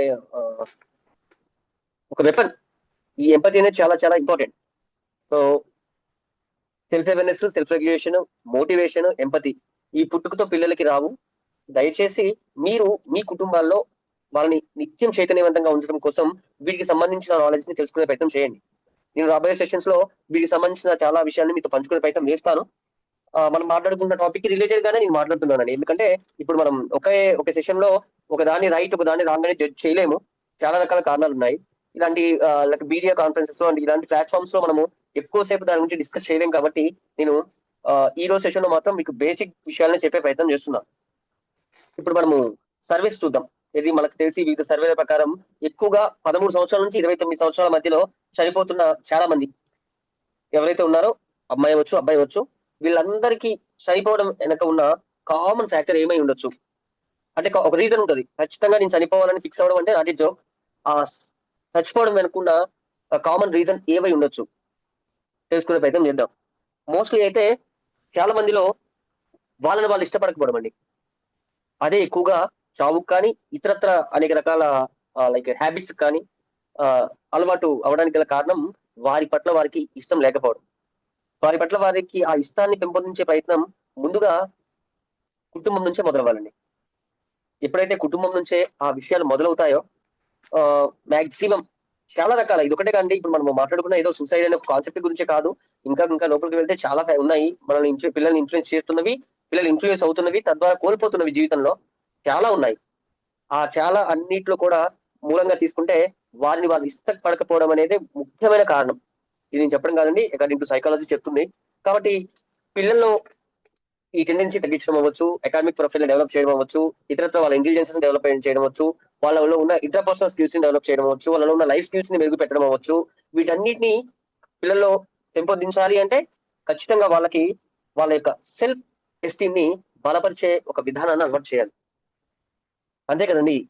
మనల్ని మనము గౌరవించుకోకపోతే, మనల్ని మనం ఇష్టపడకపోతే ఈ ప్రపంచంలో ఇంకెవరు మనల్ని ఇష్టపడతారో, ఎవరు గౌరవిస్తారు మనం? ప్రతి ఒక్కరికి యూనికే. ప్రతి ఒక్కరిలో కూడా ఖచ్చితంగా టాలెంట్ ఉంటుంది, క్రియేటివిటీ ఉంటుంది, ఇంటెలిజెన్స్ ఉంటుంది, నాలెడ్జ్ ఉంటుంది. ఇవి 4 డిఫరెంట్ మెటఫర్స్. బట్ 4 ఎంటిటీస్ వేరైనప్పటికీ కూడా ఇవన్నీ మనలోనే ఉన్నాయి, మన మెదడులో నిక్షిప్తమై ఉన్నాయి. వాటిని వెలికి తీసే బాధ్యత అయితే తల్లిదండ్రులది, లేకపోతే కుటుంబము, పాఠశాలది. సో కుటుంబం అనగానే మళ్ళీ వేరే దారిలో ఆలోచిస్తాం. కానీ ఎక్కువగా విద్యార్థి అనేవాడు 8 గంటల నుంచి 9-12 గంటల వరకు పాఠశాల సాంగత్యంలో ఉంటాడు. కాబట్టి ఎక్కువ పాఠశాలే ఈ విద్యార్థుల్లో మెరుగుపరచవలసిన అంశాలు మెరుగుపరచగలిగితే ఆటోమేటిక్ గా ఈ రకమైన ఏవైతే ఉన్నాయో, ఈ టాక్సిక్ పాజిటివిటీ ఏదైతే ఉందో, ఈ నెగిటివ్ ఇంపల్సెస్ ఏవైతే ఉన్నాయో వీటి నుంచి తొందరగా బయటపడే ప్రయత్నం చేస్తుంది. వీటిలో భాగంగా నేను ఒక 4 విషయాలు మీకు పరిచయం చేయాలనుకుంటున్నానండి.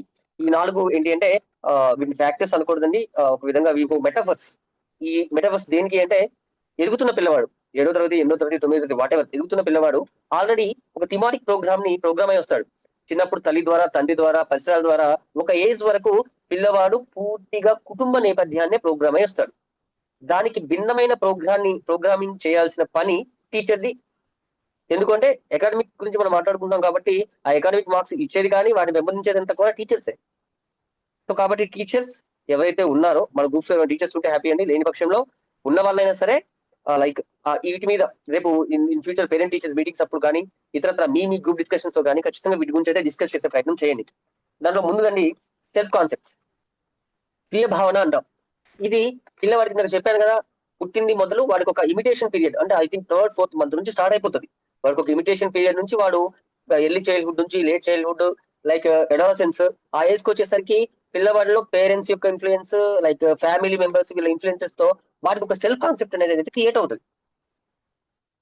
బట్ అది రైటా రాంగా అనే నిర్ణయం తీసుకునే అంత జ్ఞానం అయితే అనుకున్నాను ఆ పిల్లవాడికి. వాడికి ఒక సెల్ఫ్ కాన్సెప్ట్. కొంతమంది మనం అంటూ ఉంటాం, పేరెంట్స్ చూస్తున్నాం, మా అమ్మాయి చాలా మంకు అండి, అరే మా అబ్బాయి మరీ అండి వాడు మొండివాడు. ఈ పదాలు అనడం వల్ల అసలు యాక్చువల్గా మంకు మొండి అనే పదాలకు అర్థాలు తెలియని వయసు వాళ్ళది. అవేవో పెద్ద ఎస్టాబ్లిష్ చేసి గ్లోరిఫై చేసుకునే వర్డ్స్ కింద వీళ్ళు వాళ్ళ మెదడులోకి ఎక్కించుకొని ఒక రకమైన విధానంలోకి వెళ్తారు. దాన్ని మనం తర్వాత అతిగారంగా మార్చుకుంటాము. అలాంటి పిల్లలే ఎక్కడ ఎక్స్పెక్టేషన్స్ మారేసరికి ఆ గారాబం నుంచి బయటకు వచ్చి ఇలాంటి ప్రయత్నాలు చేస్తూ ఉంటారు. కాబట్టి సెల్ఫ్ కాన్సెప్ట్ ని పిల్లల్లో డెవలప్ చేయడం అనేది ఖచ్చితంగా పాఠశాల బాధ్యత. ఎందుకంటే చాలా మంది తల్లిదండ్రులు వాళ్ళ వాళ్ళ వ్యాపకాల్లో బిజీగా ఉంటారు కాబట్టి పాఠశాలల్లో ఖచ్చితంగా సెల్ఫ్ కాన్సెప్ట్ అనే ఏదైతే ఉందో దీన్ని ఖచ్చితంగా డెవలప్ చేయాలి. దీని తర్వాత పిల్లల్లో సెల్ఫ్ ఎస్టీమ్ ని డెవలప్ చేయాలండి, స్వీయ గౌరవాన్ని. ఇది స్వీయ గౌరవాన్ని ఎందుకు డెవలప్ చేయాలి అంటే గతం ఏదైతే మన గతంలో మాట్లాడుకున్న టాపిక్ ఈ సెల్ఫ్ కాన్సెప్ట్ ని చూసారా, దాని యొక్క కంటిన్యూటీ ఇది. అక్కడ వాడు రాంగ్ గా వాడు ప్రిడిక్ట్ చేసుకున్నాడు అనుకోండి, వాడు డయాగ్నోస్ చేసుకున్నప్పుడు వాడు రాంగ్ గా రైట్ అనేది వాడికి తెలియదు. తద్వారా వాడు ఒకటి ఫిక్స్ అవుతాడు. అదే ధైర్యం నుంచి వాడికున్న ఓన్ సెల్ఫ్ బిలీఫ్ తో వాడు గుడ్ అనో బ్యాడ్ అనో లేకపోతే నేను ఒక సుపీరియర్ అనో లేదా ఇన్ఫీరియర్ అనో నేను ఒక గిఫ్టెడ్ అనో లేదా నేను ఒక లూజ్ అనో ఇలా ఒక కాన్సెప్ట్ లోకి వెళ్ళిపోతారు, ఒక క్యారెక్టరైజేషన్ లోకి వెళ్ళిపోతారు పిల్లలు. ఇవి వెళ్ళినప్పుడు ఆటోమేటిక్ గా సెల్ఫ్ ఎస్టీమ్ దెబ్బతింటదండి. సెల్ఫ్ ఎస్టీమ్ దెబ్బతిన్నది అంటే వాళ్ళలో negative body nature, negative feelings అవి ఇండికేట్ చేయబడతాయి. ఇక వన్స్ అవి జరగటం మొదలైన దగ్గర నుంచి వారి యొక్క ఆలోచన విధానాలు పూర్తిగా మారిపోతాయి. అందుకే తరగతి గదుల్లో కానీ, ఇటు పాఠశాల కానీ, అటు కుటుంబంలో కానీ పిల్లవాళ్ళు ఎక్కువగా కలెక్టివ్ కాన్షియస్ లో ఎక్కువ నాలెడ్జ్ గెయిన్ చేస్తారు. కాబట్టి వాళ్ళ యొక్క సెల్ఫ్ ఎస్టీమ్ ని డెవలప్ చేయడం కోసం మన వంతుగా మాక్సిమం కుదిరిన ప్రతిసారి కూడా పాజిటివ్ గానే మాట్లాడే ప్రయత్నం చేయాలి పిల్లలతో. ఎందుకంటే స్కూల్లో చెప్పింది ఇంటికి వచ్చిన తర్వాత జరిగేది రెండింటికి కూడా కోరిలేట్ అవ్వదండి. కొన్ని విషయాల్లో ఆ కన్ఫ్యూజ్ స్టేట్ లో పిల్లలు ఉంటారు చాలా మంది. అందువల్ల వాడికి కలెక్టివ్ కాన్షియస్ లో న్యూరాన్స్ ఏవైతే వాడి ఫీడ్ చేసుకున్నాయో ఏదైతే అవి ఒక కాన్ఫ్లిక్ట్ క్రియేట్ చేస్తాయి. ఎక్కువ మంది ఆ కన్ఫ్యూజ్ లోనే ఇంట్లో విషయాన్ని పాఠశాలలో చెప్పలేక, పాఠశాలలో జరిగే విషయాన్ని ఇంట్లో చెప్పలేక ఆ యొక్క మాల్ అడ్జస్ట్మెంట్ లో భాగంగానే ఒక కాన్ఫ్లిక్ట్ క్రియేట్ అయ్యి అదొక స్ట్రెస్ గా మారిపోయి ఒక యాంగ్జైటీగా బాడీ నేచర్ చేంజ్ అయిపోయి ఫిజికల్లీగా ఎమోషనల్ గా మెంటల్ గా డిస్టర్బ్ అయిపోయేసి అకాడమిక్ మీద ఇంట్రెస్ట్ పెట్టక ఫైనల్ గా వచ్చేసరికి మార్క్స్ ఒత్తిడి, బాగా సిలబస్ మిగిలిపోవడం, లైఫ్ మీద ఒక రకమైన ఫోబియా క్రియేట్ అయిపోవడం, ఫైనలీ చనిపోయే స్థితికి వస్తున్నారు. సో ఇది లేకుండా ఉండాలి అంటే లైక్ తల్లిదండ్రులైనా ఏదైతే మన పాఠశాలలో అయినా సరే ఆ పిల్లల్లో కొంచెం సెల్ఫ్ ఇమేజ్ ని డెవలప్ చేసే ప్రయత్నం చేయండి. సెల్ఫ్ ఇమేజ్ అనేది చాలా చాలా ఇంపార్టెంట్ అండి. ఈ సెల్ఫ్ ఇమేజ్ యొక్క కాన్సెప్ట్ ఏంటి అంటే మన ప్రతి ఒక్కరిలో కూడా, అది పెద్దవారైనా చిన్నవారైనా ప్రతి ఒక్కరిలో కూడా సెల్ఫ్ ఇమేజ్ కి సంబంధించి యాక్చువల్ సెల్ఫ్, ఐడియల్ సెల్ఫ్ అని ఒక రెండు ఉంటాయండి. ఈ రెండు కూడా మన ఇంటర్నల్ గా అంటే మీన్స్ మన శరీర ఆకృతిని పక్కన పెట్టేస్తే మన ఆలోచన విధానంలో ఈ రెండు కూడా ఉంటాయి. Self, ideal self, actual self అని. వీటి గురించి నేను తర్వాత చెప్పే ప్రయత్నం చేస్తాను. ఇదైతే పిల్లలకి అంత అవసరం లేదు. మోస్ట్లీ సెల్ఫ్ ఎస్టీమ్ ని, సెల్ఫ్ రెస్పెక్ట్ ని పిల్లల్లో డెవలప్ చేసే ప్రయత్నం అయితే ఖచ్చితంగా చేయాలని నేను కోరుకుంటున్నాను. ఎందుకు అంటే మనము లైక్ ఎలా చెప్పొచ్చు, గొప్ప విజయాలను సాధించిన వ్యక్తుల గురించి కానీ లైక్ ఏదో ఒక గోల్ ని అచీవ్ అయిన వ్యక్తుల గురించి కానీ వీళ్ళ గురించి డిస్కస్ చేసేటప్పుడు ఆటోమేటిక్ గా వాళ్ళు సాధించే విజయం మధ్యలో జరిగిన ప్రయాణం గురించి మాట్లాడడం మనం. సో ఆ ప్రయాణం గురించి మాట్లాడకపోవడం వల్ల వాళ్ళు ఏ రకమైన సవాళ్ళను ఎదుర్కొన్నారు, వాటిని ఎలా అధిగమించారు, ఆ క్రమంలో వాళ్ళ జీవితంలో ఏ ఒడిదుడుకుల పట్ల వాళ్ళు ఏ రకమైన నిర్ణయాలు తీసుకున్నారు, వీటి గురించి డిస్కస్ చేయం. వన్స్ వీటి గురించి డిస్కస్ చేయగలిగితే ఆటోమేటిక్ గా సెల్ఫ్ ఎస్టీమ్ డెవలప్ అవుతుంది. సెల్ఫ్ ఎస్టీమ్ ఒక్కసారి డెవలప్ అవడం మొదలుపెట్టిన తర్వాత మనం అనుకున్నట్లే ఇతరులతో వారికి ఇవ్వాల్సిన బూస్ట్ ఇవ్వగలిగితే, ఆ సపోర్ట్ చేయగలిగితే చాలా రకాల లైక్ ఏమంటే ట్రెమెండస్ చేంజెస్ తో పాటు మనం ఇంకా కావాల్సిన మిరాకిల్స్ అంటారు కదా, వాటిని కూడా చేసే ప్రయత్నం చేయొచ్చండి. సో ఇది సెల్ఫ్ ఎస్టీమ్ కి సంబంధించింది. వీటితో పాటు ఇప్పుడు మనలో ఉన్న ఎక్కడైతే మన గ్రూప్ లో ఉన్న ఎవరైతే ఉన్నారో మనం మాట్లాడుకున్న ఈ లైక్ ఏదైతే ఈ ఫ్యాక్టర్స్ అయితే ఏవైతే ఉన్నాయో, డయాగ్రామ్ ఫ్యాక్టర్స్ అవ్వచ్చు, సైకలాజికల్ ఫ్యాక్టర్స్ అవ్వచ్చు, ఇంటర్వెనింగ్ ఫ్యాక్టర్స్ అవ్వచ్చు, వాటిని బయటికి తీసుకురావచ్చే క్రమంలో మనం డిస్కస్ చేసిన విషయాలు ఏవైతే ఉన్నాయో వీటి ప్రకారం కొన్ని మన ప్రపంచాన్ని మార్చిన కొంతమంది వ్యక్తుల యొక్క జీవితాల్లో జరిగిన కొన్ని విషయాలని, ముఖ్యమైన విషయాలను మీతో పంచుకునే ప్రయత్నం చేస్తానండి. ఆ ప్రయత్నంలో భాగంగా నేను మొదట మీకు పరిచయం చేసే వ్యక్తి హ్యారీ పాటర్ సృష్టికర్త అండి, రోలింగ్ గారు. ఎవరైతే జేకే రోలింగ్ గారు ఎవరైతే ఉన్నారో తెలుసు మనకి, బాలల ప్రపంచం మొత్తాన్ని మార్చి యావత్ ప్రపంచ దృష్టిని తన వైపు తిప్పుకున్న one of the great personality JK Rowling garu, Harry Potter సృష్టికర్త. ఆ తన జీవితంలో ఉన్న ఒడిదుడుకుల గురించి తను మాట్లాడుతూ తన జీవితంలో బాగా తను ఇన్ఫ్లుయెన్స్ చేసిన ఒక 2 విషయాల గురించి మనతో చెప్పే ప్రయత్నం చేశారు. దాంట్లో ఒకటి తల్లిని కోల్పోవడం ఒకనొక ఏజ్ లో, తర్వాత ఒక మ్యారేజ్ చేసుకొని తన వైవాహిక జీవితం డిస్టర్బ్ చేసుకోవడం. ఈ 2 కారణాలతో చాలా కాలం పాటు తను జీవితంలో చాలా క్షోభని వ్యధని అనుభవించారంట ఒకనొక సందర్భంలో. చనిపోవాలనే ఆలోచన కూడా వచ్చిందంట తనకి. ఈ క్రమంలోనే తనకు ఇంతకుముందు మనం మాట్లాడుకున్నాం, మల్టిపుల్ ఇంటెలిజెన్స్ లో భాగంగా ఈ స్పెషియల్ ఇంటెలిజెన్స్ ఉంటుంది అని. ప్రాదేశిక ప్రజ్ఞ అంటామండి. ఊహించడం, ఇమాజిన్ చేయడం, ఇమాజిన్ చేసిన వాటికి చిత్ర రూపంతో పాటు భావ సహాయం చేయడం, అక్షర సహాయం చేయడం ఏవైతే ఉన్నాయో వీటిని ఎంచుకుంది ఆమె, హ్యారీ పాటర్ గారు. అందుకే తనకి ఆ యొక్క ప్రయాణంలో తను చూస్తున్నప్పుడు తను కలిసిన వ్యక్తులు, తనకు కనిపించిన ప్రతి ఒక్క భావాన్ని కూడా చిత్ర రూపంలోనూ అక్షర రూపంలో మార్చగలిగింది. 1990 నుంచి 93 ప్రాంతంలో దాదాపు తను రాసిన కథలన్నీ కలిపి పబ్లిష్ చేసే ప్రయత్నం చేసింది. దగ్గర దగ్గర 12 మంది పబ్లిషర్స్ ఎవరైతే ఉన్నారో 12 మంది పబ్లిషర్స్ కలిసింది. స్టోరీ టెల్లింగ్ చాలా ఓపిక గా చెప్పింది. కానీ ఎవరు కూడా ఆమె యొక్క దృక్పథాన్ని, అంటే తన యొక్క పాయింట్ ఆఫ్ వ్యూలో తను ఏదైతే చెప్తుందో ఆ విషయాన్ని పట్టించుకోకపోవడమో, హేళన చేయడమో, నిర్లక్ష్యం చేయడమో జరిగింది. కానీ మన ఫైండ్ ఏం జరిగిందండి? లైక్ మనందరం ఇప్పుడు లైక్ అమెరికా లాంటి కొన్ని దేశాల్లో కూడా ఒక రకమైన ఫోబియా అండ్ సూపర్ స్టిషన్ ఉన్నాయి 13 నెంబర్ గురించి. అలాంటి ఆ 13 నెంబర్ని బేస్ చేసుకునే ఒక 13 కంపెనీతో తను టైఅప్ అయి బ్లూమ్స్బరీ అనే కంపెనీతో లైక్ వాళ్ళు ముందుకొచ్చి తన బుక్స్ ని పబ్లిష్ చేశారు. అఫ్కోర్స్ తన సినిమాలు వచ్చాయి, ఇదంతా ఓకే. ఇప్పటి వరకు ప్రపంచ చరిత్రలో 78 భాషల్లో 450 మిలియన్ పుస్తకాలు అమ్ముడు పోయి చరిత్ర సృష్టించిన ఒకే ఒక మానవమూర్తి అండి జేకే రోలింగ్ గారు. తొలి ప్రయత్నంలో వైఫల్యమయ్యారు. కానీ తను ఒక లక్ష్యం కోసం ఒక లక్ష్యాన్ని సాధించినప్పుడు ఒక లక్షణాన్ని తను ఓన్ చేసుకున్నారు. ఆ లక్షణం పేరే పట్టుదల. నిరాశకు గురైనప్పుడు మనము ఒక స్పష్టతతో, ఆశతో మనలో ఉన్న మల్టిపుల్ ఇంటెలిజెన్స్ ఏవైతే ఉన్నాయో వాటిని కానీ వెలికి తీయగలిగితే మనము, నేను చెప్పాను కదా, గొప్ప కార్యాలు చేయొచ్చు. దానికి ఇప్పుడు రోలింగ్ గారు ఏం చదువుకున్నారు, ఎంతవరకు చదివారు, ఆఫ్టర్ 30 ఒకసారి గూగుల్ చేసి చూడండి. ఏ గ్రేడ్స్ లో పాస్ అయ్యారు, ఎంతవరకు తన యొక్క అకాడమిక్ ప్రొఫైల్ లో ముందుండేవాళ్ళు, వీటి గురించి కూడా మనం ఆలోచిస్తే అప్పుడు అర్థమవుతుంది. అంటే లైఫ్ లో మనం ఒక విజయాన్ని సాధించాలి అంటే చదువు మనకి ఒక సపోర్టే, కానీ చదువుతోనే మొత్తం అవుతాయి అనుకున్నది మాత్రం ఒక ఫూలిష్ ఐడియా నా దృష్టిలో అయితే. చదువు ఉండాలి, ఖచ్చితంగా చదువు కావాలి. ఎందుకంటే ఫ్యూచర్ లో మనం ఏదైనా సాధించాలి అంటే మినిమం నాలెడ్జ్ ఉండాలి. కాబట్టి చదువులా చూస్తూ మన అంతర్గతంగా ఉన్న నైపుణ్యాలని మెరుగుపరిచే విధంగా మనం లైక్ స్కూల్లో టీచర్స్ అవ్వచ్చు, మోస్ట్లీ పేరెంట్స్ అవ్వచ్చు, ఖచ్చితంగా ఫోకస్ చేయాలి. ఎందుకంటే అండి ఇప్పుడు మనం మనిషిని కోల్పోయిన తర్వాత ఏం చేయలేము. ఖచ్చితంగా ఇప్పుడు ఎన్ని మాట్లాడుకున్నా మనిషిని కోల్పోయిన తర్వాత ఎవరైనా ఏం చేయలేము. కాబట్టి ఇమీడియట్ గా తీసుకోవాల్సిన కొన్ని డెసిషన్స్ లో ముఖ్యమైనది పిల్లల పట్ల మనం చూపించవలసిన ఆ ఎంపతి అండి. వన్స్ ఎంపతి కానీ మనం పిల్లల పట్ల ఖచ్చితంగా చూపించగలిగితే, ఒక ప్యూర్ ఎంపతిని కానీ వాళ్ళలో ఇంజెక్ట్ చేయగలిగితే, రేపు ఫ్యూచర్ లో వాళ్ళు రాబోయే తరాలకి ఆదర్శవంతులుగా తయారవుతారు వాళ్ళు ఎంచుకున్న రంగాల్లో. అందుకే చదువుతో పాటు ఇతరత్ర వాళ్ళలో ఉన్న కళల్ని, ఆలోచనలు కూడా ప్రోత్సహించే ప్రయత్నం చేయండి. ఇక నేను మీకు పరిచయం చేస్తే మరొక వ్యక్తి పేరు ఏపీజే అబ్దుల్ కలాం గారండి. మనకు తెలిసిందే, మన భారత 11వ రాష్ట్రపతి, మిసైల్ మ్యాన్ అంటాము తనని. 7 కుటుంబంలో 5 పిల్లల్లో చివరివాడు. న్యూస్ పేపర్ వేశాడు, చాలా ఇబ్బందులు పడ్డాడు. బట్ స్కూల్ టైంలో మాత్రం తను ముస్లిం అయినప్పటికీ కూడా ఇతర ఏవైతే ఉన్నాయో వర్గాలకు సంబంధించిన టీచర్లు తన ప్రతిభను గుర్తించి తనకు చాలా సపోర్ట్ ఇచ్చారండి. తన ఇగ్నిటెడ్ మైండ్స్ లో కూడా తను రాసుకున్నారు. ఆ టీచర్ల పేరు నాకు ఇప్పుడు గుర్తు రావట్లేదు, కానీ ఎంత ఇన్ఫ్లుయెన్స్ చేశారో, ఎంత సపోర్ట్ చేశారనే విషయాన్ని రాసుకున్నారండి. So such great personality. అందుకే మనము ఆయన ఒక మాట అంటారు, విజయ గాథని చదవకండి, వైఫల్యమైన కథని చదవమని. విజయ గాథ మన సందేశాన్ని మాత్రమే ఇస్తాయి, జస్ట్ మెసేజ్. బట్ ఈ వైఫల్యానికి సంబంధించిన కథలు చదివితే మనము ఏ రకంగా అక్కడ మిస్ అయినవి మనం ఏదైనా చేస్తే ఏ విధంగా విజయాలు సాధించవచ్చు అనే కొత్త ఆలోచనలకి మనము నాంది పలికిన వల్ల అవుతాం. సో 8 సంవత్సరాల వయసులోనే పత్రికలు వేయడం మొదలు పెట్టాడు, కష్టపడ్డాడు, పనులు చేశాడు. ఫైనల్లీ తను ఇష్టపడ్డ చదువు, తన కళ్ళ చదువుని సాకారం చేసుకొని లైక్ స్పేస్ రీసెర్చ్ ఆర్గనైజేషన్ లో DRDO లో పరిశోధన చేస్తూ లైక్ ఒక పర్టికులర్ 81 తను లైక్ సింక్రైజర్ లాంచింగ్ వెహికల్ ని మూడోది మొదటి ప్రయత్నంలో కోల్పోయాడు.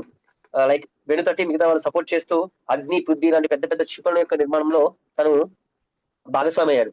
ఎక్కడ రామేశ్వరం, ఎక్కడ ఒక ముస్లిం సాధారణ కుటుంబం, ఒక చేపల వృత్తిని ఎంచుకున్న కుటుంబం, ఎక్కడ భారత రాష్ట్రపతి, ఎక్కడ ఒక గొప్ప శాస్త్రవేత్త. ఒకే వ్యక్తిలో చూసారండి మల్టిపుల్ గా వచ్చిన ఆ యొక్క చేంజెస్. ఆ చేంజెస్ కి కారణం తను చదివిన ఆ పాఠశాలలు, వారి యొక్క కుటుంబము, తనని ఇన్ఫ్లుయెన్స్ చేసిన టీచర్స్. తను కూడా ఎక్కడ మన అబ్దుల్ కలాం గారు రాసుకున్న తన యొక్క బుక్ లో కూడా ఎక్కడ అకాడమిక్ ప్రొఫైల్ లో నేను చాలా టాప్ పొజిషన్ లో ఉన్నాను ఎక్కడ తను ఎక్కడ ప్రస్తావించలేదు. ఎందుకంటే మనము సక్సెస్ ని ఎప్పుడు టాప్ లో ఉన్న వాళ్ళే చూసి చూసి చూసి అలవాటు పడిపోయాం. ఇక అది తప్పితే మిగతా వాడు ఎవరు అసలు దేనికి పని చేయడనే పరిస్థితికి మన కల్చర్ అలా వచ్చేసింది. ఆ కల్చర్ లో చాలా మంది భాగస్వాములు అయ్యారు, అది తర్వాత విషయం అనుకోండి. బట్ ఎసెన్స్ గ్రూప్ ద్వారా నేనైతే మీకు తెలియజేయాల్సింది నా యొక్క రిక్వెస్ట్ ఏంటంటే, ఖచ్చితంగా 60% మార్కులు వచ్చిన వాడి జీవితం బానే ఉంటుంది, 100% మార్కులు వచ్చిన వాడి జీవితం బానే ఉంటుంది, 35% మార్కులు వచ్చిన వాడి జీవితం కూడా బానే ఉంటుంది. ఎప్పుడంటే వాళ్ళ యొక్క మనస్తత్వాల్లో మార్పులు వచ్చినప్పుడు. ఆ మనస్తత్వంలో మార్పులు వచ్చే ప్రకారం వాళ్ళని డెవలప్ చేయాలి మనం. అదర్వైజ్ ఓన్లీ చదువు చదువు అనే కాన్సెప్ట్ లోకి మాత్రం తీసుకువెళ్ళి ఇబ్బంది పెట్టే ప్రయత్నం అయితే చేయకూడదని కోరుకుంటున్నానండి. ఇక మీకు పరిచయం చేసిన మూడో వ్యక్తి స్టీవ్ జాబ్స్ అండి. Like Steve jobs, co founder of and CEO of Apple. మీకు తెలిసిందే. పర్సనల్ కంప్యూటర్ ప్రతి ఒక్కరికి కావాలనే ఉద్దేశంతో 1976 సంవత్సరంలో తను ఒక కొత్త ఆలోచన విధానానికి నాంది పలికాడు. అందుకే ఎప్పుడు అంటూ ఉంటాడు స్టే ఫుల్ స్టే హంగ్రీ అని. సో అర్థం ఏంటి అంటే, నువ్వు ఒక పని చేయాలి అనుకున్నప్పుడు ఆ పని పట్ల నీ ఆలోచన విధానమే ఆ పనిని సగం పూర్తి చేసేదానికి కారణమవుతుందండి.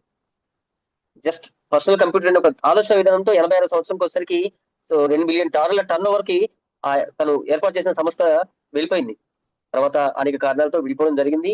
మళ్ళా తన యొక్క ఆలోచన విధానం ఏదైతే ఉందో తనకున్న ఇంటెలిజెన్స్ ని డెవలప్ చేసుకొని నెక్స్ట్ పిక్సర్స్ అనే ఒక 2 టెక్నాలజీ సంస్థలని, ఫిల్మ్ మేకింగ్ సంస్థలని ఏర్పాటు చేయడం, మళ్ళీ అవి యాపిల్ లో కలిసిపోవడం, చివరిగా యాపిల్ కి ఫౌండర్ గా ఉంటూ పూర్తిగా తన జీవితంలో ఏదైతే తను అనుకున్నాడో అనుకున్న కళని పూర్తి చేశాడు.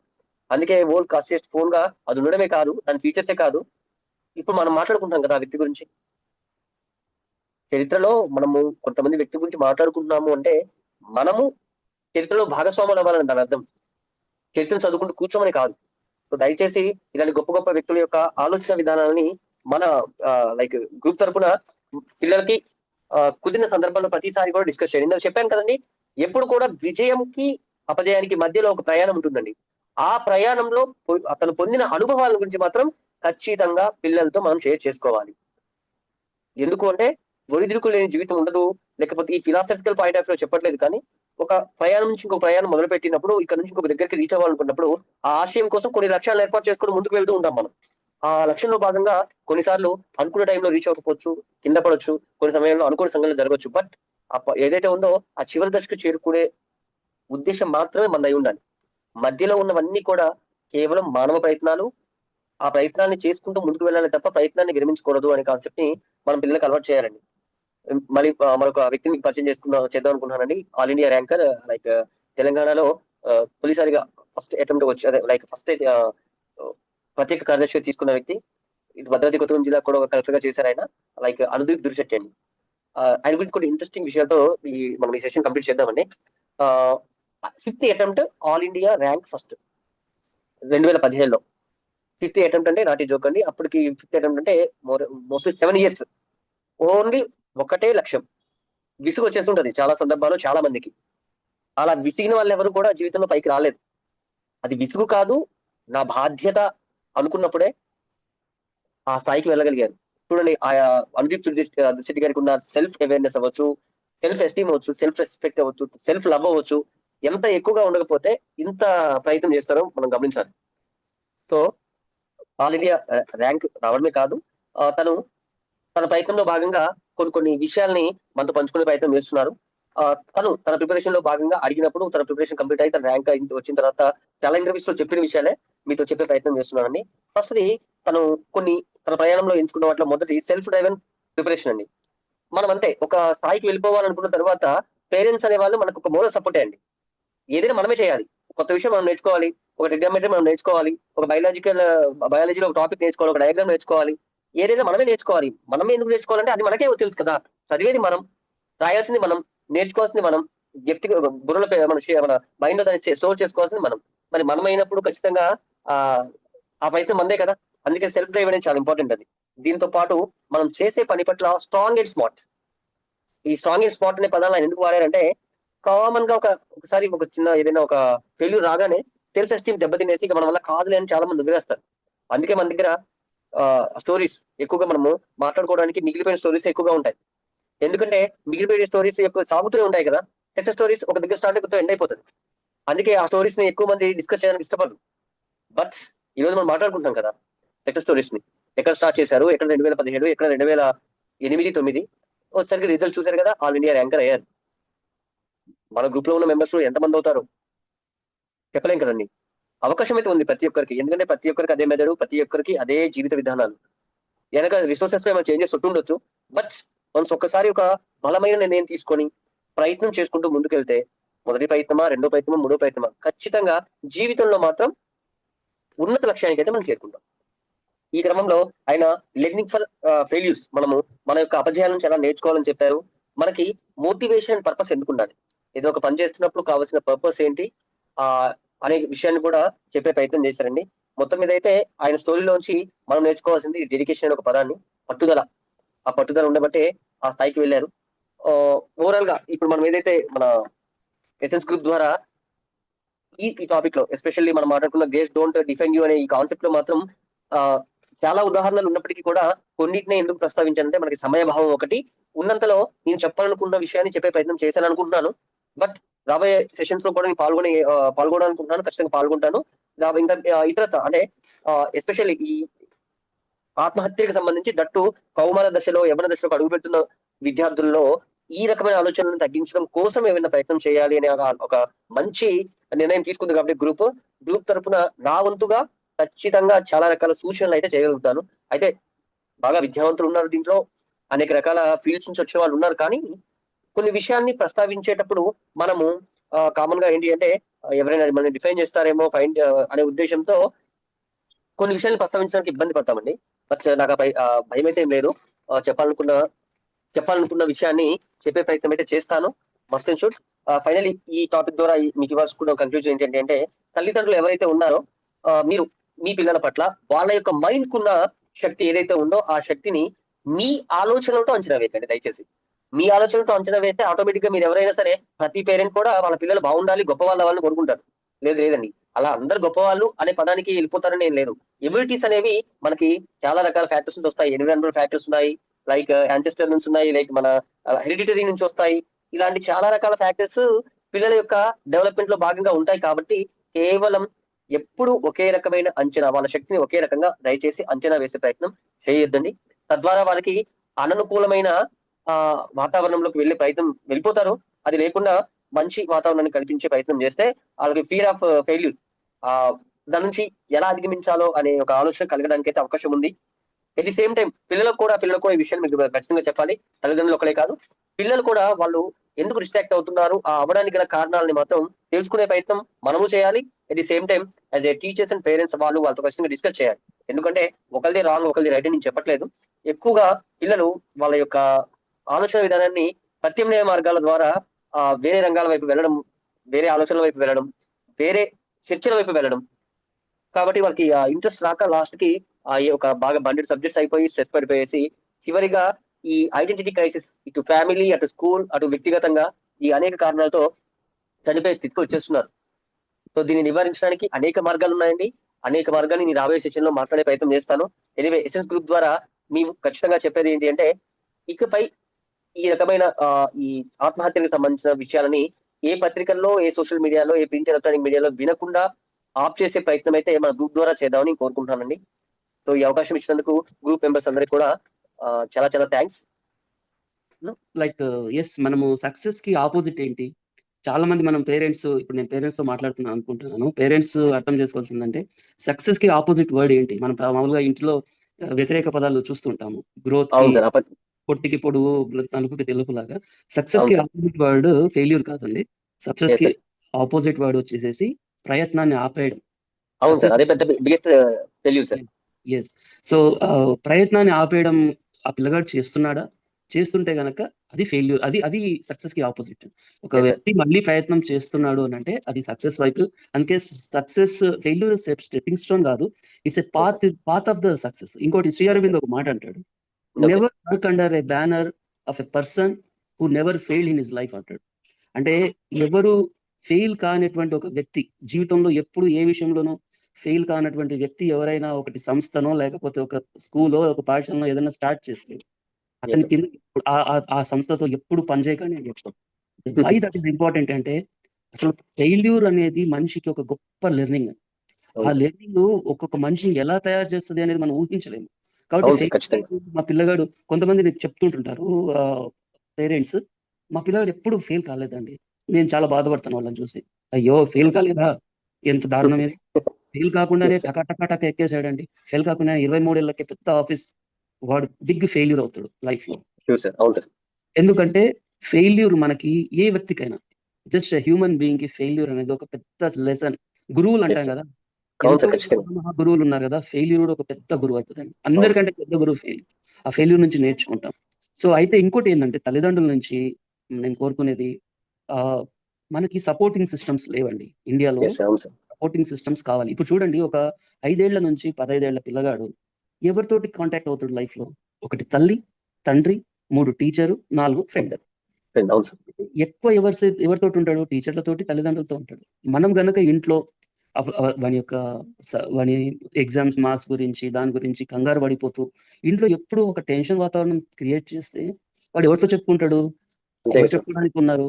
మీరు భయపెట్టిచ్చేస్తే చూడు నీకు తక్కువ మార్కులొచ్చాయి అని చెప్పేసి ఒక్కటండి ప్రపంచం ఎటన్నా పోనీ, మీ అబ్బాయి లేదా అమ్మాయి మొత్తం ప్రపంచము తిట్టని, మొత్తం Yes, sir. ప్రపంచం ఎగ్నెస్ట్‌గా కానీ ఒక్కళ్ళ సపోర్ట్ ఉంటుందండి.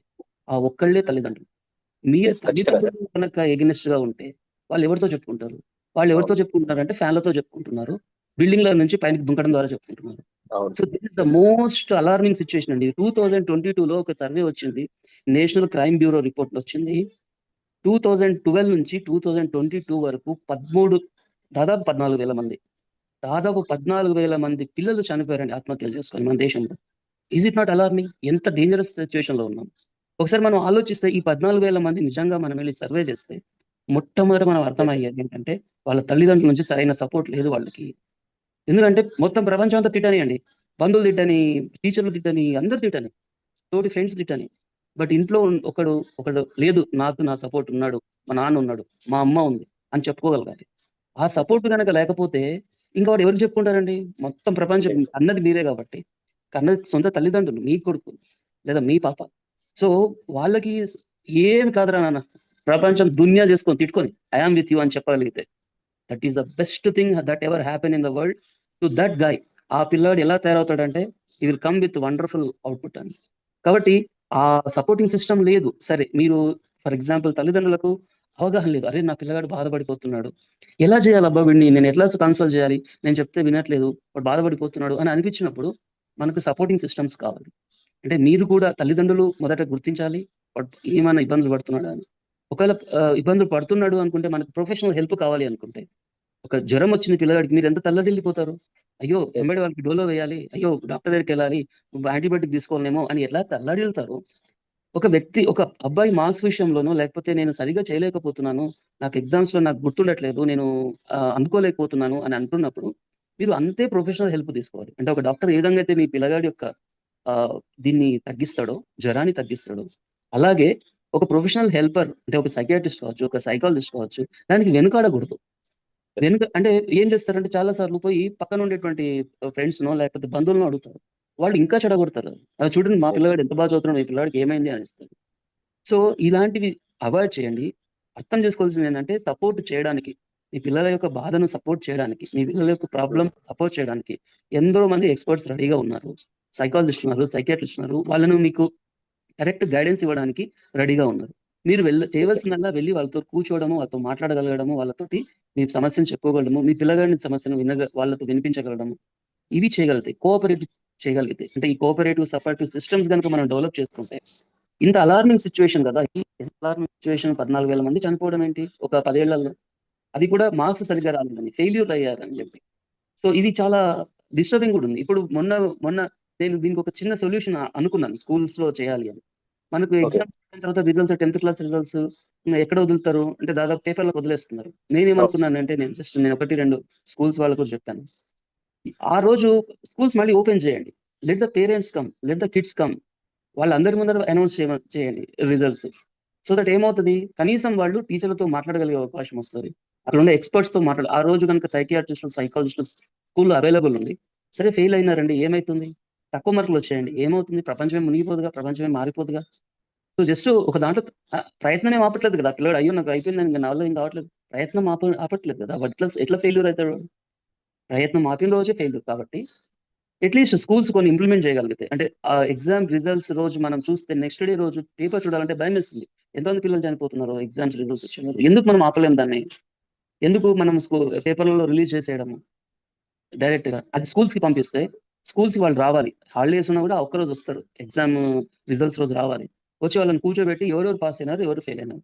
ఫెయిల్ అయిన వాళ్ళు ఏం మునిగిపోయింది లేదమ్మా, మీరు అందరు రండి ఇక్కడ కూర్చొని మాట్లాడుకుందాం అని చెప్పి వాళ్ళకి సపోర్టింగ్ సిస్టమ్ స్కూల్ తరపు నుంచి కూడా ఇచ్చి, పేరెంట్స్ కి కౌన్సిలింగ్ ఇచ్చి, స్టూడెంట్స్ కి ఏం కాదు మేము ఉన్నాము అని చెప్పగలిగి, పేరెంట్స్ కూడా మేము ఉన్నామని చెప్పగలిగేటట్టు చేయగలిగితే చాలా మటుకు పరిణామాలు ఆగిపోతాయి. అంటే ఇది అలార్మింగ్ సిచ్యువేషన్ కాబట్టి ఈ టాపిక్ ఎంచుకున్నాము. అండ్ సత్యారావు గారు and even essence group everybody మీకు సపోర్ట్ గా ఉంటుంది. ఎలాంటి ప్రొఫెషనల్ హెల్ప్ అయినా, మీ పిల్లలు కానీ ఎవరైనా ఇబ్బందులలో ఉన్నా, సో డెఫినెట్లీ వీఆర్ హియర్. మేము మా నంబర్స్ కూడా అవైలబుల్ ఉంటాయి, మీరు మాట్లాడొచ్చు, లేదా వచ్చి కలవచ్చు. మనం ఏం చేద్దాము ఇలాంటి వాళ్ళకి, ఎందుకంటే ఇంకా అంటే ఇప్పుడు మిగతా వాళ్ళు కూడా చాలా మంది తెలియదు. ఇది ఏంటంటే పిల్లగాడు చదువుకుంటున్నప్పుడు మనం ఎలా తీసుకెళ్ళడానికి మనకు ఎక్స్పర్ట్స్ ఉన్నారు, వాళ్ళతో కూర్చోబెట్టి మాట్లాడొచ్చు మనం. సో ఈ kind of supporting systems develop చేసుకోవాలి.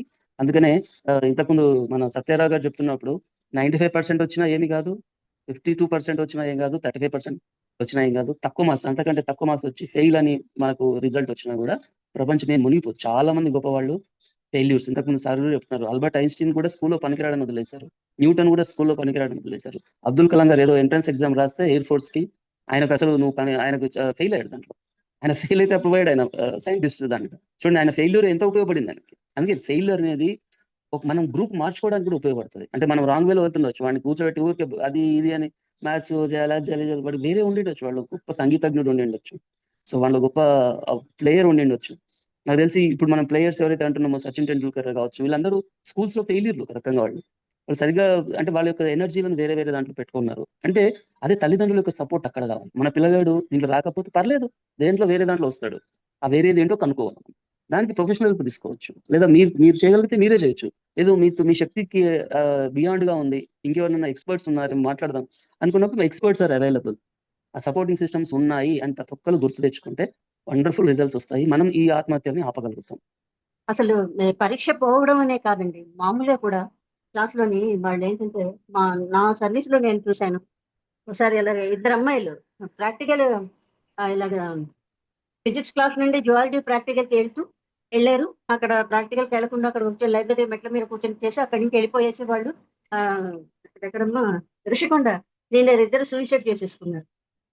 అంటే వాళ్ళకి ఎందుకు వస్తుంది అనేది తెలీదు కానీ వాళ్ళేంటంటే ఆ మొమెంట్‌లో వాళ్ళకి అక్కడ ఎవరైనా పట్టుకొని సరిగ్గా కౌన్సెలింగ్ అనేది కనుక చెయ్యగలిగితే వాళ్ళు డెఫినిట్‌గా అందులోంచి పైకొస్తారు. చాలా మంది ఆత్మహత్యలు చేసుకునేవాళ్ళు చిన్నపిల్లలు ఎవరండి, పెద్దవాళ్ళు 8వ క్లాస్ పిల్లాడు సెల్లు చూడొద్దురా అంటే ఆడెళ్ళి సూసైడ్ చేసేసుకున్నట్టు.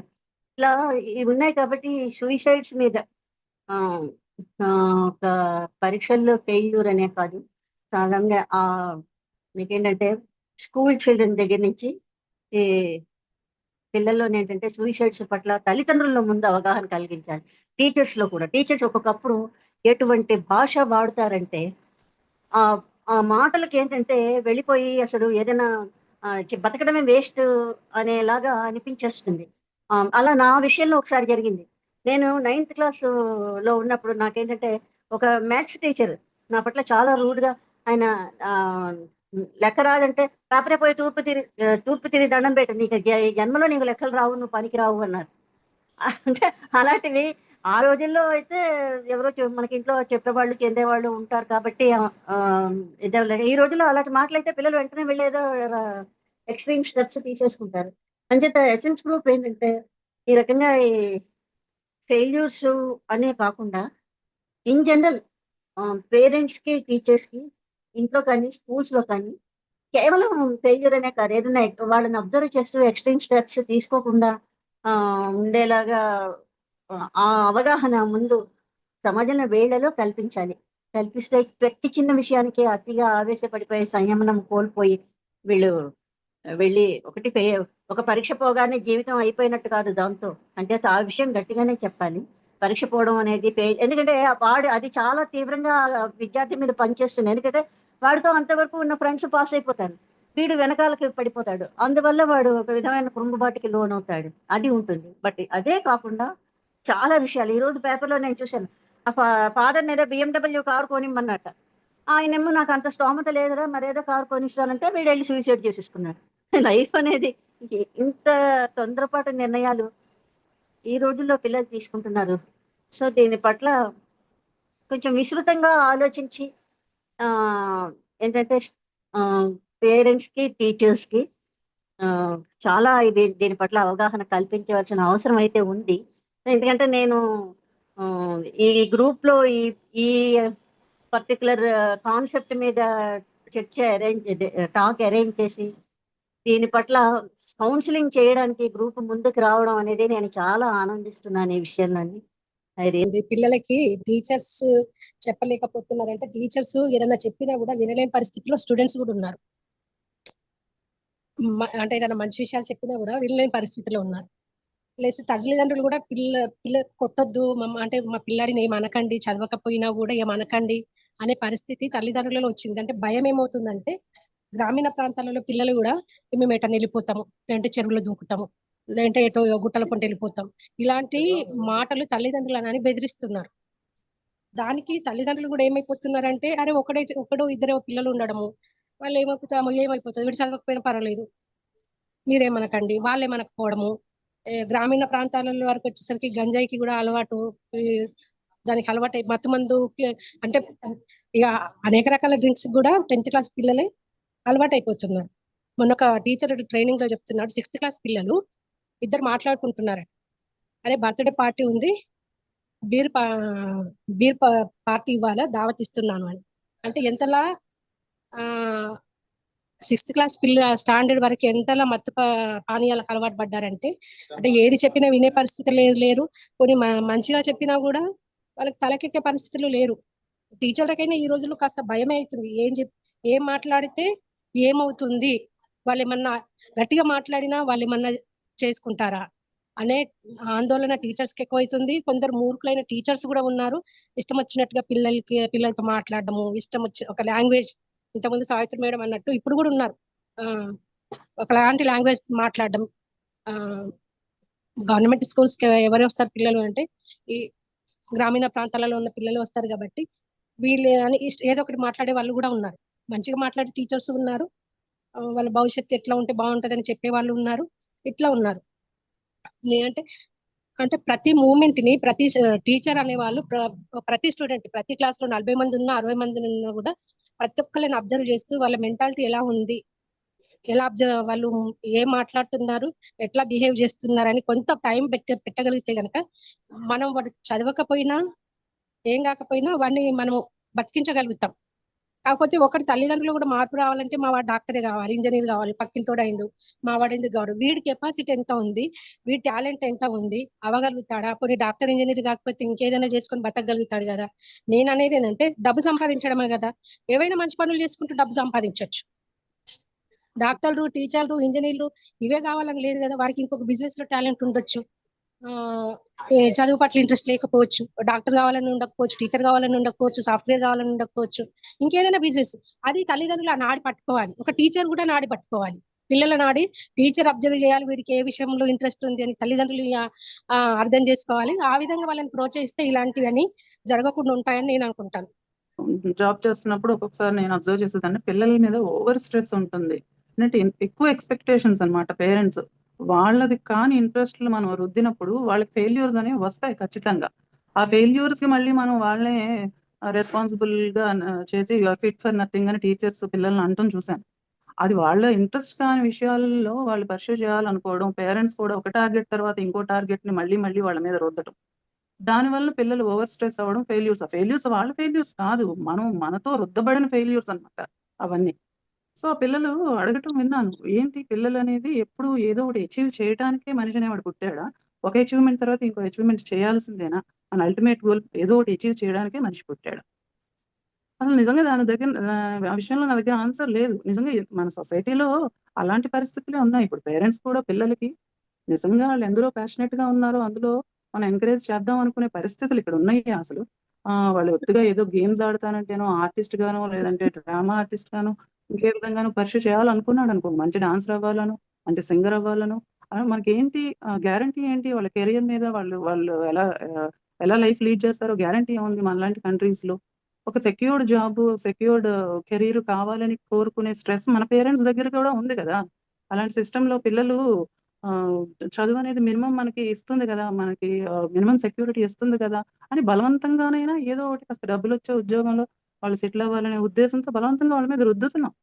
వాళ్ళ ఇంట్రెస్ట్‌లని పర్స్యూ చేసే వాతావరణం మనలాంటి కంట్రీస్‌లో చాలా తక్కువుంది. అది గూడా మనం కన్సిడర్ చేయాలి. అది నా యెస్ పాయింట్ సార్. అండి. టీనా గారు మీరు చెప్తుంటే నాకు విషయం గుర్తుకొచ్చింది. మీ దానికి అడిషన్ అది. హలో! ఆ! వినిపిస్తుందా? వింటున్నాను. యాహ్! అయితే ఆహ్, ఆహ్, నాట్ ఓన్లీ టీచర్స్, పేరెంట్స్ అనే కాదండి. ఓవరాల్‌గా సమాజం మొత్తం కూడా సక్సెస్‌ని చాలా గొప్పగా ప్రొజెక్ట్ చేయడం స్టార్ట్ అయింది. ఇప్పుడు మనకి సినిమాలు కూడా టోటల్‌గా అన్ని మనం చూస్తే ఆల్ సక్సెస్ స్టోరీస్, జీవిత చరిత్రలు అన్నట్టుగా తీస్తున్నారు. రీసెంట్‌గా ఏమైందంటే రీసెంట్ కాదు, మేబీ కొన్నేళ్ల కిందట 'దంగల్' అని ఒక సినిమా వచ్చింది. ఆమీర్ ఖాన్‌ది. సో, నేను మా ఫ్రెండ్ ఎళ్ళామనమాట. తెలిసిన అబ్బాయి. వెళ్ళి మేము సినిమా చూసి బయటకొచ్చిన తర్వాత "ఎలా ఉందిరా?" అన్నా నేను. అంటే వాడు ఇట్లా కొద్దిగా ఒక రకమైన ఫేస్ పెట్టి "చాలా బావుంది. నా కొడుకుని కూడా ఇలా తయారు చేయాలనుకుంటున్నాను" అన్నాడు సీరియస్‌గా. ఆహ్, ఈ ఆ పిల్లగాడు అప్పుడు ఎంత seventh class, eighth class something అది. "అరే! తయారు చేయడం ఏంట్రా?" అన్నాను. "తయారు చేయడం ఏంటి? అదేమన్నా ఇదా? రసమా? లేకపోతే ఏమన్నా కూరనా? పప్పా? ఏంటి? తయారు చేయడం ఏంటిది? అసలు ఫస్ట్ ఆఫ్ ఆల్ వాడికి ఏం ఇంట్రెస్ట్ ఉందో తెలియాలి గదా! ఒక సినిమా చూసి ఊగిపోయి నా పిల్లగాడిని కూడా ఇలా తయారు చేస్తాను అనే ఒక పిచ్చితనంలోకి పేరెంట్స్ వెళ్ళిపోవడం ఏంటి? ఎవరో సక్సెస్ చూసి మావాడు కూడా అట్లా తయారు కావాలి. తయారు చేయడం అనేది ఏమి ఉండదు గదా! పిల్లలు తమకు తాముగా వాళ్ళకి అన్ని సదుపాయాలు లేకపోతే ఆ యొక్క అట్మాస్ఫియర్ క్రియేట్ చేయాలి గానీ, నేనిలా అనుకోని ఎందుకంటే ఆ సినిమాలో గూడా ఆ సినిమా ఏం చూపిస్తదంటే వాళ్ళ తండ్రి చాలా కఠినాత్ముడిలాగా ఉండి ఆ అమ్మాయిల్ని రుద్ది తయారు చేస్తాడు. నిజంగా తయారు చేస్తాడు. సో, సీ దట్ హౌ అంటే వాళ్ళకి హక్కులు లేవా? పిల్లలు వాళ్ళెలా బతకాలనుకుంటున్నారు? ఏంటి?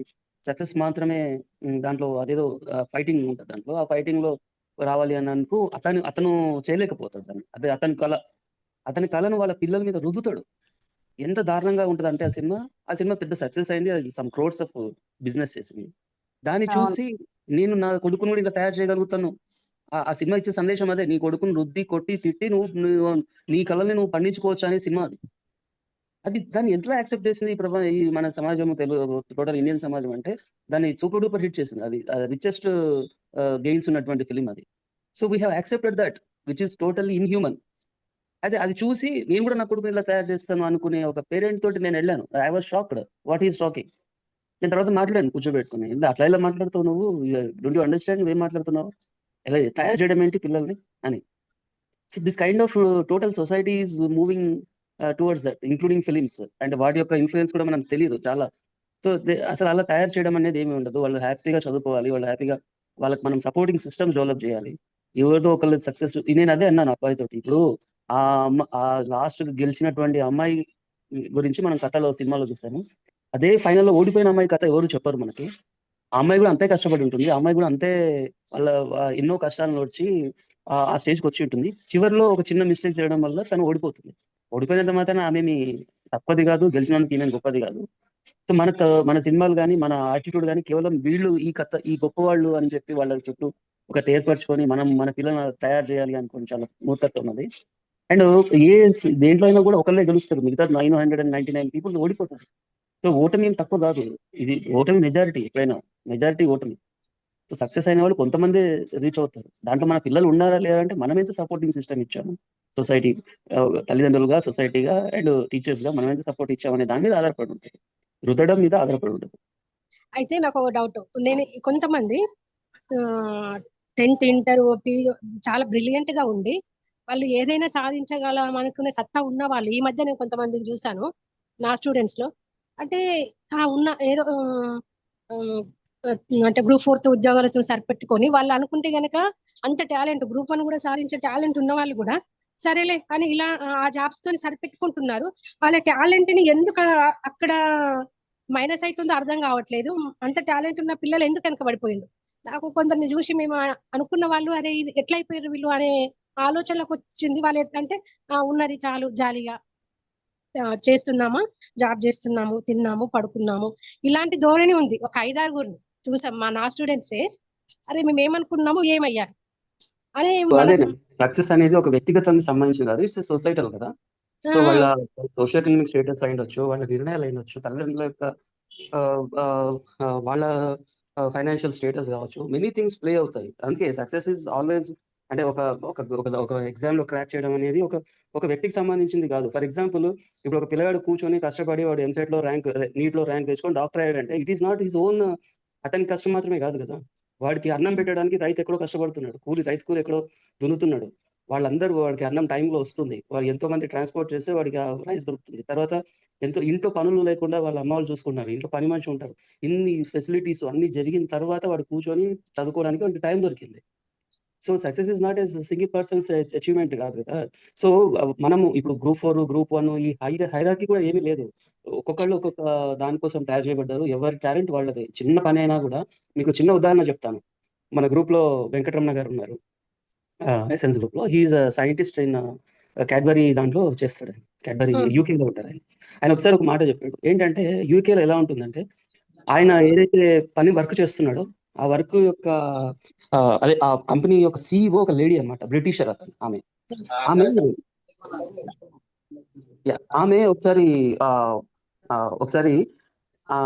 ఈయననేమో ఒక మంచి పెద్ద కారులో వెళ్తాడు, ఆమె మామూలు కారులో వస్తుంది అనమాట ఆఫీస్కి. సో ఈయన అడిగాడు, ఎందుకండి మీరు ఇంత హై పొజిషన్. ఆమెకు సంవత్సరానికి దాదాపు ₹1,00,00,000 ఉంటుంది ఆమె యొక్క ఇన్కమ్ మంత్లీ. ఎంతో చాలా హై అమౌంట్ ఆమె. అట్లాంటి సంపాదన ఉండేటువంటి లేడీ ఆమె, CEO ఆఫ్ క్యాడ్బరీ. అంటే లేదండి, మేము ఉండేది ఇద్దరము, నేను మా హస్బెండ్. మాకెందుకు ఈ పెద్ద పెద్ద కార్లు ఎందుకు, ఫోర్డ్స్లు ఎందుకు, ఆడీలు ఎందుకు, మేము చాలా సింపుల్ కార్లు, మామూలు అంటే మన ఇండియాలో చెప్పాలంటే ఒక 10 లక్షల కార్ అనుకోవచ్చు. ఇతను వెళ్ళేది ఒక 50 లక్షల కార్లో వెళ్తున్నాడు. అతను ఆఫీస్ లో ఎంప్లాయ్, అతను. ఆమెనేమో ఆఫీస్ కి CEO, అంత పెద్ద కంపెనీకి CEO. మామూలు ఒక 10 లక్షలు 7 లక్షల కార్లో వెళ్తా ఉంటుంది ఆమె. సో అడిగాడంట, అంటే లేదు మాకు మేము చాలా సింపుల్ గా ఉన్నాము, మేము ఇద్దరమే ఉంటాం, మాకు ఎందుకు అంత ఖర్చులు అని చెప్పేసి యూజ్ అని చెప్పింది. తర్వాత రెండోసారి షీ ఇంట్రొడ్యూస్ హర్ హస్బెండ్, మన ఆయనకి హీఈస్ మై హస్బెండ్ అని పరిచయం చేసింది. ఏం చేస్తారు సార్ మీరు అని అంటే, ఆమె పెయింటర్ అన్నాడు. ఆయన పెయింటర్ అంటే మామూలుగా ఓకే, పెయింటింగ్ చాలా ఆర్ట్స్ ఉన్నాయి కదా, ఆర్ట్ ఫామ్స్, అద్భుతమైన బొమ్మలు గీసి వాళ్ళు అమ్ముకుంటుంటారు, వేల కోట్ల సమ్ లాక్స్ లో అమ్ముకుంటుంటారు. ఓ సార్, ఐఎమ్ ఆల్సో ఇంట్రెస్టెడ్, నాకు పెయింటింగ్ చాలా ఇష్టము, మీరు ఎలాంటి రకాలైన పెయింటింగ్స్ వేస్తారండి అని అడిగారు. అంటే లేదు, నేను వాల్ పెయింటర్, అంటే గోడలకి ఇళ్ళకి సున్నాలు వేయడము, కలర్లు వేయడం చేస్తాడు తను. చూడండి, ఒక గొప్ప కంపెనీ యొక్క CEO, ఒక హస్బెండ్ ఒక సింపుల్ జాబ్ చేసుకుంటున్నాడు. ఏం చేస్తున్నాడు? ఆయన వాల్ పెయింటింగ్ చేస్తున్నాడు.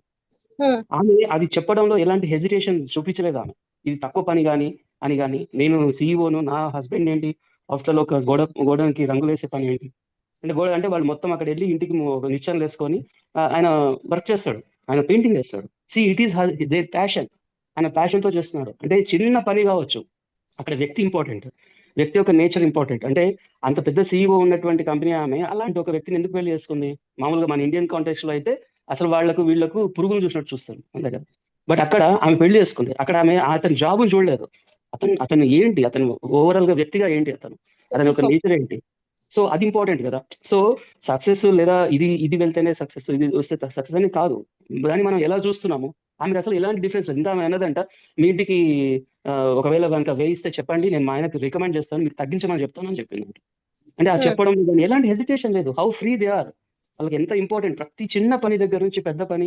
ఇప్పుడు మీరు గ్రూప్ 4 కావచ్చు, ఏది కావచ్చు, ప్రతిదీ ఒక పనే కదండి. దాంట్లో వాళ్ళు ఎక్సెల్ చేయాలి, వాళ్ళు దాంట్లో అద్భుతమైనటువంటి రాణించి వాళ్ళు ఎన్నో చేయగలుగుతారు. చిన్న గ్రామ స్థాయి నుంచి కూడా ఎన్నో మార్పులు తీసుకొని రాగలుగుతారు. ఇప్పుడు ప్రతి ఒక్కరు CMA లేదా ఒక మంత్రియే కావాల్సిన అవసరం కదా. చిన్న గ్రామ సర్పంచ్ కూడా తనకు తలుచుకోగలిగితే ఎన్నో చేయగలుగుతాడు. సో ఎవరికి వాళ్ళు వాళ్ళ క్యారెక్టర్ని బిల్డ్ చేసుకుంటూ వెళ్ళడంలోనే వ్యక్తి యొక్క గొప్పతనం ఉంటుంది. కానీ మనము సొసైటీ హైరార్కియల్ క్రియేట్ చేసి ఇది గొప్పది, ఇది తప్పది అని ఎప్పుడైతే చెప్తున్నామో, అప్పుడు మన సొసైటీలో ఒక గోడకి పెయింట్ వేసేవాడు చాలా చిన్నగా చూడగలుగుతాడు, లేదా వాడు కారులో తిరిగేవాడు చాలా గొప్పవాడి అని అనుకుంటాం. సో దట్ యాటిట్యూడ్ మన ఇండియాలోనే ఉంటుంది. కాబట్టి ఇప్పుడు మీరు చెప్తున్నటువంటి పిల్లలు డెఫినెట్లీ వాళ్ళ లెవెల్లో వాళ్ళు దే ఆర్ ది బెస్ట్. ప్రతి ఒక్కరు బెస్ట్. అక్కడ UK గానీ నేను USA వచ్చిన తర్వాత అక్కడ ఓకే, ప్రతి ఏ పనినైనా రెస్పెక్ట్ చేస్తారు, పని చేసే వాళ్ళని కూడా రెస్పెక్ట్ గానే వాళ్ళని స్వీకరిస్తారు. కానీ మన ఇండియాలో లేదు కదా.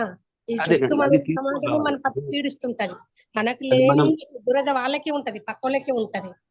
అట్లా అని అదే మనం తీసుకురావాల్సింది ఏంటంటే యాజ్ అ గ్రూప్ గా లేకపోతే యాజ్ అ థింకర్స్ గా చదువుకున్న వాళ్ళలాగా మనము ఆ ఒక ఈక్వాలిటీ కల్చర్ తీసుకొని రావాలి. అందరూ సమానమే, ఎవరి టాలెంట్ వాళ్ళదే. మార్క్స్ అనేది కేవలం ఇప్పుడు తక్కువ మార్క్స్ వస్తాయండి. ఒకడు వచ్చేసి కూర్చొని వాడు ఇటుకల మీద ఇటుకలు పేర్చుకుంటూ ఒక గంటలో పెద్ద వాల్ కట్టేస్తాడు. చదువుకున్నవాడు చేయలేడు కదా ఆ పని. సో అది వాన్ టాలెంట్. సో ఎవరి టాలెంట్ చదువే అల్టిమేట్ కాదు కదా, చదువు మాత్రమే గొప్పది మిగతావన్నీ తక్కువవి అనే కాన్సెప్ట్ రావడం ఒకటి. దాంట్లో మళ్ళీ హైయెస్ట్ చదువు చదవడమే గొప్ప, మిగతా అంతా నాకు తక్కువ అనడం. సో ఎవరి టాలెంట్ ఎట్లుంటుందో వాడు వాడు ఇప్పుడు నా ఉదాహరణ నాకు తెలిసిన మోహన్ లాల్, అంటే నేను మోహన్ లాల్ అని పేరు పెడతాను. వాడు క్యాబ్ డ్రైవర్, క్యాబ్ ఇప్పుడు ర్యాపిడో చేస్తుంటాడు. ఆ పిల్లగాడు ఎంత తనకు ఉండేటువంటి సోషో ఎకనామిక్ బ్యాక్గ్రౌండ్ వల్ల చాలా చితికల్లో పడ్డాడు. నేను మామూలు సపోర్ట్ చేశాను ఒక టైంలో. సో ఇప్పుడు ఎప్పుడైనా వచ్చి కలుస్తుంటాడు. ఆ అబ్బాయి కొన్ని మిషన్లు తయారు చేస్తాడండి. ఎంత అద్భుతంగా చేస్తాడంటే వాడికి ఏం తెలియదు, అసలు వాడు చదువుకోలేదు. ఈ హ్యాస్ నో నాలెడ్జ్. అంటే వాడు దాదాపు 7th 8th చదివి వదిలేశాడు. ఇప్పుడు ర్యాపిడో తీసుకొని హైదరాబాద్లో తిరుగుతూ ఉంటాడు. ఎప్పుడైనా ఫోన్ చేసి అన్న సంపాదించుకుంటున్నాను 10,000 మిగులుతుంది నెలకి అని చెప్తుంటాడు. సో అలాంటి పిల్లగాడు మీరు కనుక ఒకటి ఇచ్చి నాకు నేను మోహన్ లాల్ అంట, వాడి పేరు చందు, నేను మోహన్ లాల్ అంట, మోహన్ లాల్ నాకు ఇది కావాలి అంటే వాడు మోహన్ లాల్ లాగా ఉంటాడు, సినిమా హీరో మోహన్ లాల్ లాగా ఉంటాడు. సో వాడికి ఫోన్ చేసి మోహన్ లాల్ నాకు ఇది కావాలి నువ్వు చేయగలుగుతావా అంటే బొమ్మ తీసుకొని వస్తాడంటే ఇంటికి. అన్న ఇది ఇట్లుంది, ఈ మోటార్ ఇక్కడ పెట్టాలి, ఇది ఇలా చేయాలి అనుకుంటూ వాడు తీసుకొని వచ్చి దాన్ని మోడల్ చేసుకొని వస్తాడు. అంత ఎక్స్ట్రాడినరీ పవర్ ఎక్కడుంది? మరి అది ఫార్మల్ ఎడ్యుకేషన్ కూడా లేదు అతనికి, 7th క్లాస్లో ఆపేసాడు. సో ఎవరిలో ఏముంటుందో చెప్పలేం కదా. సో అతని ఇప్పుడు ఎలా మనం చేయగలుగుతాము అని నేను ఆలోచిస్తున్నాను. అంటే ఒకసారి ఒక ఇంజనీర్ని కల్పించాను నేను. ఈ అబ్బాయి అంటే అతను ఆశ్చర్యపోయాడు. ఇంజనీర్, ఆయన సివిల్ ఇంజనీర్, ఈ ఏరియాలో చాలా ఫేమస్ ఇంజనీర్ అనమాట. ఆయన దగ్గర తీసుకెళ్ళి పరిచయం చేస్తే షాక్ అయ్యాడు. ఏంటి ఇట్లున్నాడు ఈ పిల్లగాడు, ఇంత నాలెడ్జ్ ఎక్కడి నుంచి ఉంది వీడికి అని. సో ఎవరు వాళ్ళు గుర్తించలేదు, వాళ్ళ తల్లిదండ్రులు గుర్తించలేదు, టీచర్లు గుర్తించలేదు. బట్ వాళ్ళు అద్భుతం అయితే నేను యూజ్ చేసుకుంటానండి ఈ అబ్బాయిని, నేను క్యాప్చర్ చేసుకుంటాను, నేను కొన్ని మోడల్స్ చేసినప్పుడు ఈ అబ్బాయిని నేను హెల్ప్ తీసుకుంటాను అని చెప్పేసి I think they are in contact. But ఎప్పుడో ఒకసారి వర్క్ వచ్చినప్పుడు, ప్రాజెక్ట్ వచ్చినప్పుడు ఇస్తారు ఈ అబ్బాయికి. అదొక రకంగా సంపాదన. బట్ అలా మనం ఇంకేం చేయొచ్చు ఆ పిల్లాడికి. సో అలాంటి వాళ్ళు ఎంతో మంది ఉంటారు. ఎవరి టాలెంట్ తక్కువ కాదు, ఎవరి టాలెంట్ ఎక్కువ కాదు. సో దట్ ఈక్వాలిటీ కనుక మనం ఇండియాలో అది చెప్పగలిగి అదే తీసుకురాగలిగితే ఈ హైరార్కీకి సంబంధించిన గొప్ప తక్కువలు తగ్గిపోతాయి. గా చూడటం అనేది మనకి ఇప్పుడు కొత్తగా వచ్చిన అలవాటు కాదు, అది కాస్ట్ సిస్టమ్ నుంచి వచ్చింది. ఆ రూట్స్ ని కదిలించటం నాకు తెలిసి ఇప్పుడప్పుడే అంత తేలిగ్గా అయ్యే పనులు కావు అవి. It's almost imbibed into hour veins అన్నమాట.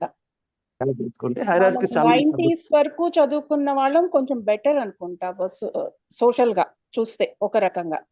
బట్ ఆ తర్వాత డిస్క్రిమినేషన్స్ బాగా పెరిగినాయి, whether it is because of private schools అవ్వండి, పాలిటిక్స్ వల్ల అవ్వండి. ఆ తర్వాత ఏ సెక్ట్ కి ఆ సెక్ట్ కి విడదీసి స్టడీస్ వచ్చేసినాయి. Not only in economic, even cultural wise గా కానీ ఎక్కడికక్కడ విడదీద్దామని చూస్తున్నారు. True ma'am, true. అందుకే ఇలాంటి సందర్భాల్లో సివిల్ సొసైటీస్ యొక్క బాధ్యత ఉంటుంది. సివిల్ సొసైటీస్ లో చదువుకున్న వాళ్ళ బాధ్యత ఉంటుంది, వాళ్ళు మాట్లాడాల్సిన బాధ్యత ఉంటుంది. వాళ్ళు మళ్ళీ సమాజాన్ని, ఎందుకంటే ఏ సమాజమైనా ఆ సమాజంలో ఉండేటువంటి ఇంటలెక్చువల్స్ తోటి ప్రభావితం చెందుతుంది. కాబట్టి ఒక సివిల్ సొసైటీగా ఏర్పడి దాన్ని అండూ చేయడానికి ఎవరికి వాళ్ళు ప్రయత్నం చేస్తుండాలి. ఒక 10 మంది కలిసి ప్రయత్నం చేయొచ్చు, 20 మంది కలిసి ప్రయత్నం చేయొచ్చు. ఇట్లాంటి వాళ్ళు చాలా మంది చేస్తుండాలి. సమాజాలు అట్లనే కాపాడబడ్డాయి. యాక్చువల్గా కొన్ని అట్లా వెళ్ళిపోయిన సమాజాలు ఉన్నాయి. ఎక్స్ట్రీమ్స్ లెవెల్కి వెళ్ళినప్పుడు మళ్ళీ ఆ సమాజంలో నుంచే పుట్టిన వాళ్ళు వాటిని గురించి మళ్ళీ చర్చిస్తూ దాన్ని మళ్ళీ బాగా సెటరేట్ చేసుకున్న వాళ్ళు మన ఇండియాలో కూడా జరిగాయి అట్లా. కాబట్టి మళ్ళీ జరగచ్చు.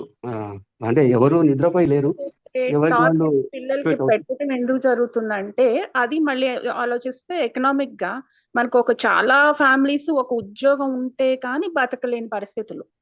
అలాంటప్పుడు ఏం చేస్తారో చదువుల మీదే డిపెండ్ పెడతారు పిల్లల్ని. ఎందుకంటే వాళ్ళని ఒక ప్లేయర్ నో సింగర్ నో చేద్దాం అనుకుంటే అక్కడ సక్సెస్ రేట్ తక్కువ. అక్కడ 1000 మంది ట్రై చేస్తే ఒక్కళ్ళు షైన్ అయ్యే ఛాన్సెస్ ఉన్నాయి. అక్కడి నుంచి వాళ్ళకి ఇన్కమ్ ఏదో ఒక పాటలు పాడి బతికేస్తాడనే స్థితి లేదు ఇప్పుడు. ఆ ఎకనామిక్ కండిషన్ వల్ల చదువు మీద డిపెండ్ అయ్యారు అందరూ. చదువు మీద డిపెండ్ అయ్యేటప్పటికి వీళ్ళందరినీ గ్రేడింగ్ సిస్టమ్ కి వచ్చాము. తప్పనిసరి అయింది మన కంట్రీకి. ఇదంతా ఏమంటారు, తప్పని పరిస్థితుల్లో ఉన్నాం. అది ఇప్పుడు ఆ హ్యూమన్ వాల్యూని, హ్యూమన్ లైఫ్ని బిజినెస్ చేసే విషయం దగ్గరికి వస్తే intermediate students are the highest. అంటే ఇంటర్మీడియట్ స్టూడెంట్స్ని ఆధారంగా చేసుకొని మన దేశంలో జరుగుతున్న బిజినెస్ దేనికి సరిపోదు. అదాని అమ్మాని కూడా దిగదిడుతాయి. అంటే అంత పెద్ద బిజినెస్ నడుస్తూ ఉంటుంది. అంటే ఆ లైఫ్ ఆఫ్ ఇంటర్మీడియట్ నుంచి డిగ్రీ వెళ్ళే లైఫ్ 10th దాటిన తర్వాత జరిగే business, it is the biggest business in the world in India. అయ్యుండొచ్చు. అంత ఎక్స్‌ప్లాయిటేషన్ ఉంటది. సో వాళ్ళ మీద అంత ప్రెషర్ ఉంటది. కాబట్టి ఇలాంటి సందర్భంలో కూడా పేరెంట్స్ దాన్ని అర్థం చేసుకోవాలి. ఎంతటి ప్రెషరైజ్డ్ సిట్యుయేషన్స్‌లలో ఓకే సపోజ్ ఎంత ప్రెషరైజ్డ్ సిట్యుయేషన్స్‌లో మనము పిల్లల్ని తోసేస్తున్నాము. ఒక పిల్లగాడి మీద ఎన్ని చేతులు ఉన్నాయి పైనుంచి to exploit him, to grab him, to make business out of him అనేది అర్థం చేసుకోగలిగితే వీ కెన్ ఎస్పెషల్లీ తల్లిదండ్రులు దాని మీద అవగాహన పెంచుకోవాలి. ఇదంతా ఒక భావజాలం క్రియేట్ చేస్తుంది. సక్సెస్, ఫెయిల్యూర్ అనే భావజాలంలో ఉంది. మన వాళ్ళు దాంట్లో ఇరుక్కోకుండా జాగ్రత్త పడాలి. వానికి ఏది ఇదో అనే దాన్ని పంపించాలి అనేది మెల్లగా చేసుకోవాలి. రెండోది మీరు అన్నట్టుగా ఫైనాన్షియల్, అల్టిమేట్లీ వాడు మనిషి బతకాలి కాబట్టి డబ్బు కావాలి. సో ఆ పాయింట్ ఆఫ్ వ్యూలో ఆలోచించినప్పుడు ఎడ్యుకేషన్ మీద ఎక్కువ ప్రాధాన్యత పెరుగుతుంది. కానీ ఇప్పుడు మనము ఇవాళ సత్యారావు గారు కూడా చెప్పింది ఏంటంటే ఫెయిల్యూర్ అయిన వాళ్ళు కూడా బతుకుతారు. ఎట్లో గట్లా బతుకుతారండి. మనిషి అన్న తర్వాత బతుకుతాడు. సో మనం ఏంటంటే ఒక ఇది తయారు చేశాను. అది ఇంతకుముందు చెప్పినట్టుగా ఒకడు పెద్ద కార్లో తిరుగుతేనే సక్సెస్ అయినట్టు, లేకపోతే ఇలా ఉంటేనే సక్సెస్ అయినట్టు, ఇదే మాత్రమే లైఫ్, వేరేది లైఫ్ కాదు అని ఒక నరేటివ్ మనం తీసుకొచ్చినప్పుడు అన్నెసరీగా చదువుతో పాటు వేరే వేరే గోల్స్, వేరే వేరే అన్నెసరీ ఫైనాన్షియల్ రిలేటెడ్ గోల్స్ వస్తాయి. సో దానివల్ల విపరీతమైన స్ట్రెస్ వచ్చి అసలుకి చదవడం బంద్ చేస్తారు, లేకపోతే they end of their life. So అది జరగకుండా పేరెంట్స్ వాళ్ళను చక్కగా చదివించగలగాలి. ఎలాంటి ప్రెషర్స్ లేని ఒక వాతావరణం క్రియేట్ చేయగలగాలి. సపోర్టింగ్ సిస్టమ్స్ డెవలప్ చేసుకోవాలి. ఇది చేయగలిగితే చెప్పలేదు మార్పు వస్తుంది. అది ఇప్పుడు 14,000 మంది చనిపోవడం is not a small thing actually. చిన్న పిల్లలు అంతా 5 నుంచి 10 తరగతి పిల్లలు చనిపోవడం ఏంటి, ఎంత దారుణం ఇది. అంటే వాళ్ళకి జీవితం మీద అవగాహన లేదు. కరెక్టే, మరి ఎవరు కలిగించాలి? ఇంట్లో వాళ్ళే కదా కలిగించాల్సి. ఫస్ట్ వాళ్ళే, తర్వాత టీచర్లు, తర్వాత స్కూల్స్, తర్వాత సిస్టమ్, తర్వాత society. So we're with you అని చెప్పగలిగిన పేరెంట్స్ ఉంటే చాలా మటుకి మనం స్టాప్ చేయగలుగుతాము. స్కూల్స్ కూడా నేను ఇంతకుముందు చెప్పినట్టు కొన్ని ఇట్లాంటి ఏమైనా కొత్త ఆలోచనలు చేసి స్కూల్స్లోనే, అంటే అది ప్రెషరైజ్ చేయొచ్చు. సెంట్రల్ గవర్నమెంట్కి వెళ్ళి ప్రెషరైజ్ చేసి మీరు ఒక విషయం, పేపర్లో రిలీజ్ సూసైడ్ చేయాలి. థాట్స్ వచ్చిన వాళ్ళు ఫోన్ చేయగలుగుతారా హెల్ప్ కోసం? ఏమండి, అంటే అదే ఇప్పుడు ఫస్ట్ ఆఫ్ ఆల్ చేస్తారా లేదా అనేది ఒకటంటే అసలు సపోర్టింగ్ సిస్టమ్ ఉంది అని చెప్పడం ఇంపార్టెంట్. కరెక్ట్. ఇప్పుడు మనం వాళ్ళు చేయరు కాబట్టి మనం అసలు సపోర్టింగ్ సిస్టమే పెట్టము అన్నది correct. So let these systems available. So తెలీదు 100 మందిలో ఒకళ్ళు చేసినా కూడా ఒక వ్యక్తి అయితే కాపాడబడతాడు కదా. So that's what it is. అంటే we have to count that human value చేయగలిగితే అంటే ఎవరికి వాళ్ళు సపోర్టింగ్ సిస్టమ్ డెవలప్ చేసుకోవచ్చు. ఇంట్లో ఒక సపోర్టింగ్ సిస్టమ్ డెవలప్ కావడం చేసుకోవచ్చు. సొసైటీగా ఒక 10 మంది కలిసి మనం ఒక స్కూల్కి వెళ్ళి వాళ్ళకి చెప్పి చేయొచ్చు. రెండోది గవర్నమెంట్కి కొంత స్కూల్స్ వాళ్ళు ప్రెషరైజ్ చేసి మీరు ఇట్లా రిజల్ట్స్ని అనౌన్స్ చేసేకండి పేపర్లలో, దానికి ఒక విద్యాశాఖ మంత్రి రిలీజ్ చేస్తాడు, అదొక పెద్ద గేమ్ లాగా తయారవుతుంది రిజల్ట్స్ రిలీజ్ చేయడం, అనౌన్స్ చేయడం అనేది. దానికి మళ్ళీ ఫొటోస్, మీడియా, ప్రెస్ మీట్, ఎందుకు ఇవన్నీ? జస్ట్ మీరు మీ ఏ స్కూల్కి సంబంధించినటువంటి రిజల్ట్స్ని ఆ స్కూల్స్కి పంపిస్తే let the school people gather, పిల్లలు గ్యాదర్ అవుతారు. అక్కడ ఇంకొకటి మీరు ఏం చెప్పారు, స్కూల్లో అనౌన్స్ చేయాలన్నారు కదా. ఫెయిల్యూర్ స్టూడెంట్స్ వాళ్ళు ఏమంటారు, వాళ్ళ ఫ్రెండ్స్ కానీ స్కూల్ మేట్స్ కానీ ఆ టైంలో మీట్ అవ్వడానికి అస్సలు ఇష్టపడరు. అది ఇంకా వనరబుల్ సిచ్యువేషన్. లేదండి, I think that is what we're missing. వాళ్ళు మేము ఫేస్ చేయలేము అనుకుని చనిపోతున్నారు. యాక్చువల్గా దే కెన్ ఫేస్ ఇట్. యాక్చువల్గా ఏమవుతుంది ఇప్పుడు, వాళ్ళు ఎందుకు చనిపోతున్నారు? రేపు పొద్దున మా ఫ్రెండ్కి ఫేస్ చూపించలేను, మా నాన్నకి ఫేస్ చూపించలేను, మా టీచర్కి ఫేస్ చూపించాలని చనిపోతున్నారు కదా వాళ్ళు. లేదు you can show the face, we're are with you అని చెప్పగలరు. ఇప్పుడు ఎవరైనా ఫ్రెండ్స్ ఫెయిల్ అవుతాయి, అరే నువ్వు ఫెయిల్ అయ్యావా అని ఎందుకు గేల్ చేస్తే ఏం చేయడు కదా. ఎవడో ఒకడు పిచ్చివాడు ఎవడన్నా ఉంటే అది వేరే విషయం. కానీ బట్ యూజువల్గా పిల్లలందరూ కూడా చాలా చాలా ఎంపథెటిక్గానే ఉంటారు. వాళ్ళ పిల్లలు కదా, వాళ్ళు కూడా దే కెన్ అండర్స్టాండ్. అండ్ వాళ్ళు అర్థం చేసుకోవాల్సింది కూడా అదే. మా ఫ్రెండ్స్లలోనే కొంతమంది ఫెయిల్ అవుతారు, పర్వాలేదు, వీఆర్ విత్ దేమ్ అని చెప్పగలగాలి. తోటి ఫ్రెండ్స్ కూడా చెప్పగలగాలి కదా, చెప్తారు. మనం ఆ అట్మాస్ఫియర్ క్రియేట్ చేయగలిగితే చెప్తారు అనేది నా కాన్సెప్ట్. లేదు నాకు అలా నిన్ను చూసి ఏదో అనుకుంటారు, మా మనము వాళ్ళందరూ నవ్వుతారు అని హ్యూమన్ అనుకొని వాడు హ్యూమన్ మాట్లాడతాడు. అందరూ మంచిగానే ఉండరండి. చిన్న పిల్లల నుంచే చూస్తున్నాము ఎంత సటిల్ గా పోక్ చేస్తారంటే వి కాంట్ ఇమాజిన్. మామూలుగా మనకి కొంతమందికి ఎలా ఉంటది, మనం మంచోళ్ళం లోకం అంతా మంచోళ్ళం అనుకుంటాం. బట్ మనుషుల్లో జంతువులు కూడా ఉంటాయి. కొన్ని అయితే పుట్టిన దగ్గర నుంచే ఉంటాయి. నేను కాదనను, మీరు అన్నది వాస్తవము. బట్ మేబీ మీరు అన్న పాయింట్ కూడా వెరీ ఇంపార్టెంట్. అయితే ఇప్పుడు ఏమవుతుందంటే మనము అట్లీస్ట్ అంటే ఈ పని చేయడం ద్వారా అట్లీస్ట్ ఒక కంట్రోల్డ్ వేలో మనము మార్క్స్ అనౌన్స్ చేయగలుగుతాం. ఇప్పుడు అన్కంట్రోల్ అయిపోతుంది కదా. ఇప్పుడు వాడు ఎక్కడో ఉంటాడు, యాక్చువల్ మార్క్స్ రిలీజ్ చేసేయడానికి వాడు ఎక్కడో ఫ్రెండ్స్తో తిరుగుతూ ఉంటాడు, లేకపోతే ఎక్కడో బయట ఉంటాడు. సడన్గా పేపర్లో వచ్చిందని చెప్తారు, ఈ పేపర్ కొనుక్కుంటాడు, చూస్తాడు, వాడు ఫెయిల్ అయి ఉంటాడు. So he has no other way, direct దుంకేస్తాడు ఎక్కడో చోట. సో అంటే అట్లీస్ట్ వాడికి ఆ అవకాశం కూడా ఇవ్వకుండా ఒక కంట్రోల్ మేజర్లో అని కూర్చోబెట్టి, ఇప్పుడు ఎవరైతే ఫెయిల్ అయ్యారో వాళ్ళని సపరేట్గా కూర్చోబెట్టి అదే క్లాసులలో చెప్పి వాళ్ళని కౌన్సిల్ చేసి, ఆ రోజు కౌన్సిలర్స్ ఉంటాయి, ఇప్పుడు సత్యరా లాంటి వాళ్ళు కౌన్సిలర్స్ అని అక్కడ కూర్చోగలిగితే ఎంత హెల్ప్ అవుతుంది వాళ్ళకి. ఏం కాదు నాన్న మేము అసలు ఉన్నాం అని అసలు చెప్పాలి. కాలేజీలో అంటే ఇప్పుడు ఇంటర్మీడియట్ లెవెల్లో కానీ లేకపోతే 8th 9th 10th దగ్గర నుంచి వాళ్ళకి మీరు ఎగ్జామినేషన్ అయ్యి రిజల్ట్ వచ్చిన రోజే అని కాకుండా త్రూ ది ఇయర్ ఏదో వీక్లీ 1 క్లాస్ ఏదో పెట్టి కౌన్సిలింగ్ చేయాలండి. మేము చేసాము అలాగా ఏవిఎన్ కాలేజీలో మేము చేసాము యాక్చువల్గా ఇంటర్మీడియట్ స్టూడెంట్స్ కి. నేను ఇక్కడ అవుట్ ఆఫ్ కాంటెక్స్ట్ అవుతుందేమో కానీ ఒక చిన్న విషయం చెప్పి నేను తొందరగానే ముగించేస్తాను. నేను ఎంఎస్సి రిజల్ట్ ఈ రోజు నాది వచ్చింది. వచ్చిన మరుసటి లేదు ఆ నెక్స్ట్ డే నాకేంటంటే రెడ్డి కాలేజ్, హైదరాబాద్ రెడ్డి కాలేజీలో ఖాళీ ఉందని మా ప్రొఫెసర్ గారిని అడిగితే, నువ్వు వెళ్ళి పాఠం నువ్వు చేరిపో అక్కడ అన్నారు. అంటే సరే నేను మా నాన్నగారితో చెప్పాను అనమాట, ఇలా నాకు వచ్చేసింది ఉద్యోగం. మా ఫాదర్ చెప్పారు ఏంటంటే, నువ్వు ఆయనకి ఎంఎస్సి అవగానే, ఏమంటే ఎంఎస్సి అయిన స్టూడెంట్ కి పిల్లలతో డీల్ చేయడం ఏమొస్తుంది, నువ్వు ఇవాళ ఏదో పరీక్ష రిజల్ట్ రాగానే నువ్వు వెళ్ళి రేపు క్లాస్లోకి వెళ్ళిపోతున్నావంటే, ఆ క్లాస్లో హెట్రోజీనియస్ గ్రూప్ అది. తర్వాత ఇంటర్మీడియట్ లెవెల్లో అంటే చాలా వాళ్ళు టీమ్స్ లో ఉంటారు, వాళ్ళు మెంటల్ గా చాలా ఇదిగా ఉంటారు, డిస్టర్బ్డ్ టర్బులెన్స్ ఉంటుంది వాళ్ళ దీంట్లో సైకిలో. ఇంకేత నువ్వు వెళ్ళి చూసావా ఆ అబ్బాయి ఎంత బాగా చేశాడో చూసావా, వాడిని చూసి నేర్చుకో, ఇలాంటి మాటలు నువ్వు వాడకూడదు ఎప్పుడు ఆ క్లాస్లో. వాళ్ళకి నువ్వేంటంటే వీలైనప్పుడు అలా అట్లీస్ట్ వీక్లీ నీ ల్యాబ్ లోనైనా సరే నువ్వు ఎప్పుడు కూడా వాళ్ళకి చెప్తూ ఉండు, అందరూ కలిసి నేర్చుకుందాం. మన అసలు నువ్వు నువ్వు ప్రశ్నలు వెయ్యి, ఎందుకు మీరు ఇక్కడికి వచ్చారు, ఏం చేద్దాం అనుకుంటున్నారు, ఏమిటి మీరు ఎలా అలాగా వాళ్ళని మోటివేట్ చేస్తూ, ఇదిగో దీనికోసం వచ్చాను, ఈ గోల్ నాది, ఇది నేర్చుకుంటాను అంటే, సరే మరి నేర్చుకుంటూ వచ్చారు కదా, మనం అందరం కలిసి నేర్చుకుందాం. ఇలాగా తర్వాత ఇందులో ఒకళ్ళు ఎక్కువ ఒకళ్ళు తక్కువ లేదు, అందరూ రాని వాళ్ళకి వచ్చిన వాళ్ళు చెప్పండి.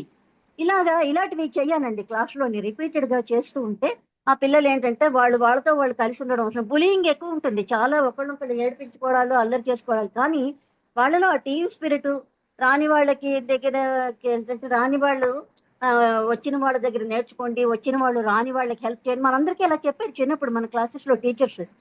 అట్లా చెప్తే రిపీటెడ్ గా అనమాట, ఇయర్ అంతా చెప్పాలి వాళ్ళకి, ఒక రోజు చెప్పేసి వదిలేస్తే పిల్లాడికి వచ్చేది. అలాగే పేరెంట్స్ ని కూడా పిలిచి వాళ్ళకి ఏంటంటే, అమ్మా మేడం మీరు ఒత్తిడి పెట్టకండి, టీచర్స్ కి చెప్పాలి, మీరు కూడా పేరెంట్స్ కి మీరు చెప్పండి ఆ పిల్లలు మీరు ఒత్తిడి పెట్టొద్దని. అందరూ వింటారా వినరా అంటే వినరు, కొందరు వినరు, డెఫినెట్ గా ఏం చెప్పినా కొందరు వినరు.